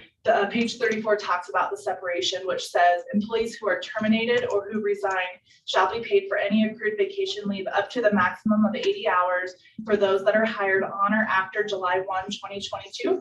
160 hours for those employees hired on or after August 1st, 2015, and 240 hours for those employees that are hired prior to August 1, 2015. So what I just explained to you. So that's the verbiage on page 32, 33, and 34. I'm gonna go back in the handbook. Page 17 talks about separation pay, and that paragraph is updated to reflect what I just read you. It followed the same procedures before, but we want to make them identical. So there's no major changes there other than the approval of the new policy. So that is updated verbiage. On page 26, it's the same thing. There's a paragraph that talks about termination, resignation, and discharge. And again, we had to update that language to match the 80 hours, the 160 hours, and the 240 hours. And then the final amendment to the handbook. This one, I definitely would be interested in further discussion. It was presented to everyone, although we never really came to a full conclusion on what we were going to do with it. So on page 35, we added the retirement severance. We talked about it in our group and talked about whether or not it would be something that's beneficial to the county. Jackie and myself and Tracy and who else met Jackie? Do you remember? There were several of us. I can't remember off the top of my head, but we met and talked about a retirement severance package. And this is what we came up with to follow Wyoming retirement guidelines and standards to make sure we weren't doing anything that we couldn't do with Wyoming retirement. And so I'll read it briefly. It says employees can retire as early as the age of 62, but are not entitled to full benefits until they reach their full retirement age. The full retirement age chart is listed below. Employees may also meet the rule of 85, which means that workers can retire with full pension benefits if their age and years of service add up to 85 or more. So then we list the retirement chart, which you guys should have in front of you for the appropriate retirement ages. It goes on to say that if any employee is near retirement age and would like to consider the county severance package, please contact HR. Participation in the severance program is voluntary, and employees must be at least 55 years of age, have worked for Albany County at least 3 years upon the date of retirement. Employees with less than 10 years of service with Albany County will receive $15,000. This can be taken as a lump sum paid directly to the employee and taxed appropriately, deposited into a 457B program based on their max contribution, and or used to buy years of service with the Wyoming retirement, or paid towards the retiree health insurance premium. Employees with more than 10 years of service to Albany County will receive $30,000. This can be taken as a lump sum paid directly to the employee, deposited into the 457, used to buy years of service, or the retired health insurance. So the same qualifications, just we have the amounts broken between more than 10 years or less than 10 years. This also follows what we did back in 2016, 17, when we did layoffs with the county and we offered a severance package then. Jackie and I and the group felt very adamant about keeping it similar. We didn't want to offer more benefits than we offered the last time. But we also feel that the retirement severance package would be beneficial to our organization for lots of reasons. You know, people do get burned out but are hanging on until they reach that retirement age. And they know that, and we know that. And if they are ready to move on, but it's, you know, they need 2 years of service, let us help them do that. In return, they get what they want, and then we can hire fresh new employees in those roles. We have some employees that have come forward and said, you know, I would be interested in retiring. And especially if there was some sort of severance package offered. And then in turn, we've had discussions about those positions in particular, reorganizing those positions. For one department in particular, we would actually downgrade the position, which would cost us less money as far as salaries are concerned, based on the needs and what we actually need. So we'll be caught, even though we're going to pay out a severance package in the long run, we would save money because we're going to reorg and lower the salary for that position. In another department, we talked about reorganizing and changing the position altogether to better suit the needs of the county, which will pay differently. So there's a lot of pros to look at a severance package. It's not something that I plan to use and be like, okay, Heber, I think you need to retire. Here's your package, right? It is completely. I want HR to come to me and it is completely and out counsel me. Right. It is completely voluntary. And our goal isn't to do that. Our goal is to offer it to people who are truly interested and that qualify and meet those qualifications. And like I said, we have had a couple people come forward. There's 3 in particular that asked when we were talking through the budget presentations about a potential package. So that, like I said, we briefly talked about it, but this is the first time I think we've presented the actual guidelines to you guys as a commission. Our small group talked about it, and it's not something that our department heads and elected officials haven't heard before because we use similar stipulations during the layoffs many years ago. So with that, those are the changes in the handbook. Any questions, thoughts, comments, things you hate, things you like? So it's characterized as a severance package, but really it's retirement. It's incentivizing. It's a retirement incentive. Kind of. Yeah. Yeah. Yeah, I don't know how else to answer that. Correct. Yeah, it's a severance package for people who are close to retirement that are ready to move on. But for whatever reason, whether it's money or they need 2 years of service or they're a year away from their rule of 85 or whatever it is, you know, that they have other options. Gotcha. Did you guys think that the salary reserve account would be the place you would budget that severance money from? Is that what you thought?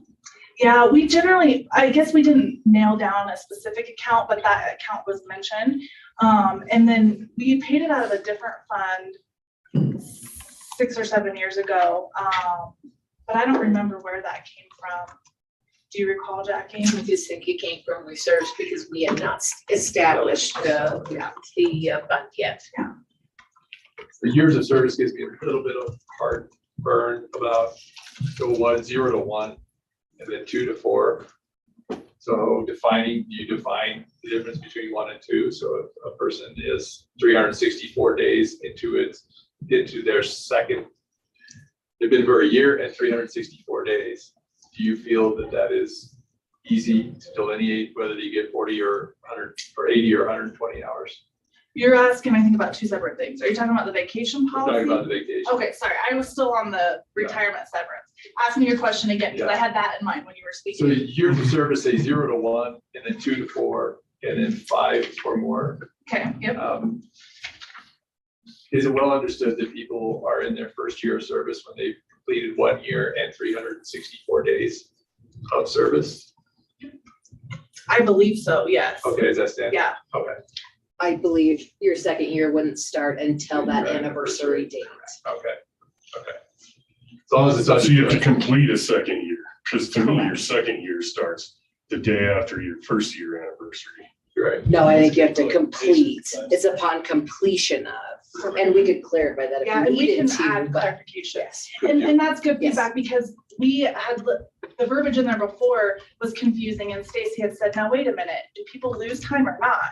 And the way I read it, I was like, no, it doesn't say that at all. But then I started asking around and people were like, yeah, it reads that they lose time. So we had to reword that. So if we need to make that more clear that you have to finish that year, we can definitely put that verbiage in so that people Like understand. upon completion. Correct, yeah. Or years on your anniversary day. Yep, Right? yep, and those are easy, Yeah. easy add-ins that.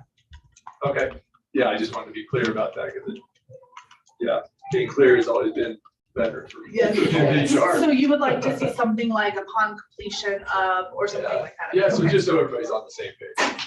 We can do that. It's funny when you draft these things and you know what you mean to say. It's hard to read it any other way. Yeah. You almost need fresh eyes just to. Yeah. And so then, I guess, this might be a budgeter, Jackie, and since Tracy's not here, how do we go about budgeting the severance? Do you think we would just pick an arbitrary number, like 10 at 30,000, and just put a placeholder of like 300,000 out of the salary reserve account? Or how do you envision that? Because it seems to be a bit of a. So what we discussed, Jackie, if you don't mind me asking or answering, is we can look at our statistics for how many people we have that would meet this criteria, and we already did. I don't remember the number off the top of my head, Jackie. I'm not sure if you do, but we already looked at that. How many people met this threshold? How many people met this threshold? And so we can get those numbers for you if everybody were to take it, what that would be, or if you wanted to say, let's say if everybody took it and it was 10, but not everybody will, so we want to budget for half, we can get you those numbers. We have the report that we pulled that tells us exactly what our potential liability would be. That'd be great, because you don't want to exhaust the salary reserve Right. account and then a whole bunch of people want to leave. So that's all I had. Sue or Heber, anything on those? I think this is nicely done and hopefully appreciated. I mean, 3 weeks after 2 years, that's a move in the right direction as far as I'm concerned. Well, I think the exit interview that Christina had with one of our employees recently very much focused on the lack of a better system for vacation, sick time. Yes. Yeah, and the other thing to be clear, because I want to be clear with this as well. So this, if it's approved, it'll take effect July 1. In regards to the new accruals with vacation, you know how we say if you were hired prior to this, you have this accrual. We have some people that are in between the years of service. And so my goal is, once it's approved, anybody that's in between, based on the new approval, will move right up. So like if we have somebody that is in year 3, they won't fall under the old rule. They'll move to the 120 hours to follow the new rule. The only, if you were hired before, is for the payout portion if they were to leave our organization. So I want to be clear, because we've got some Gotcha. questions about that. Sure. Do I have to wait, or will that happen immediately if I'm in between? And it'll be immediately. So approved July 1, and then Amanda and I and Jana will work on updating everybody's accrual appropriately based on their anniversary date. Yeah. Well, I got to tell you, I'm not ready to approve it today because I'd like to see the final document. Okay. But I am supportive of these changes. I don't know what the other commissioners feel like. Would you like to see the final document, or do you? I would, especially removing all the strikeouts. Since one, they weren't, I think your yellow highlighting was just to the addition, the new information. It is, yep, and the strikeouts is everything, like with the vacation, so we'll remove the old policy language and the highlighted stuff will replace that. And then if you give us the budgetary information Okay. also at that time, that would be useful. Please. Is it appropriate that we put it on for approval at your next meeting so that we can try to meet that July 1 deadline? Okay.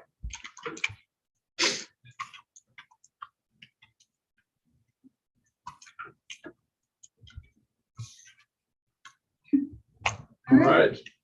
Thank you, Christina. Thanks for Thank the work. you. Thanks for everybody who worked on this. I think it's an improvement. I appreciate it. Perfect, thank you. Okay, let's, did we need a basket break or something before we do executive session, or what was, or would you rather just go into it, then go to that? Okay. Item 53, executive session pursuant to Wyoming State Statute 16-4-405A, Roman, numerat III and the II. I entertain a motion for that. Thank you. I move that we exit regular session and move into executive session pursuant to Wyoming Statute 16-4-405A3 and 16-4-405A 164405A7. Second. Moved and seconded. Any further discussion? Hearing and seeing none, all those in favor signify by saying aye, please. Aye. Aye. Aye. Those opposed, same sign. That motion carries, leaving regular session.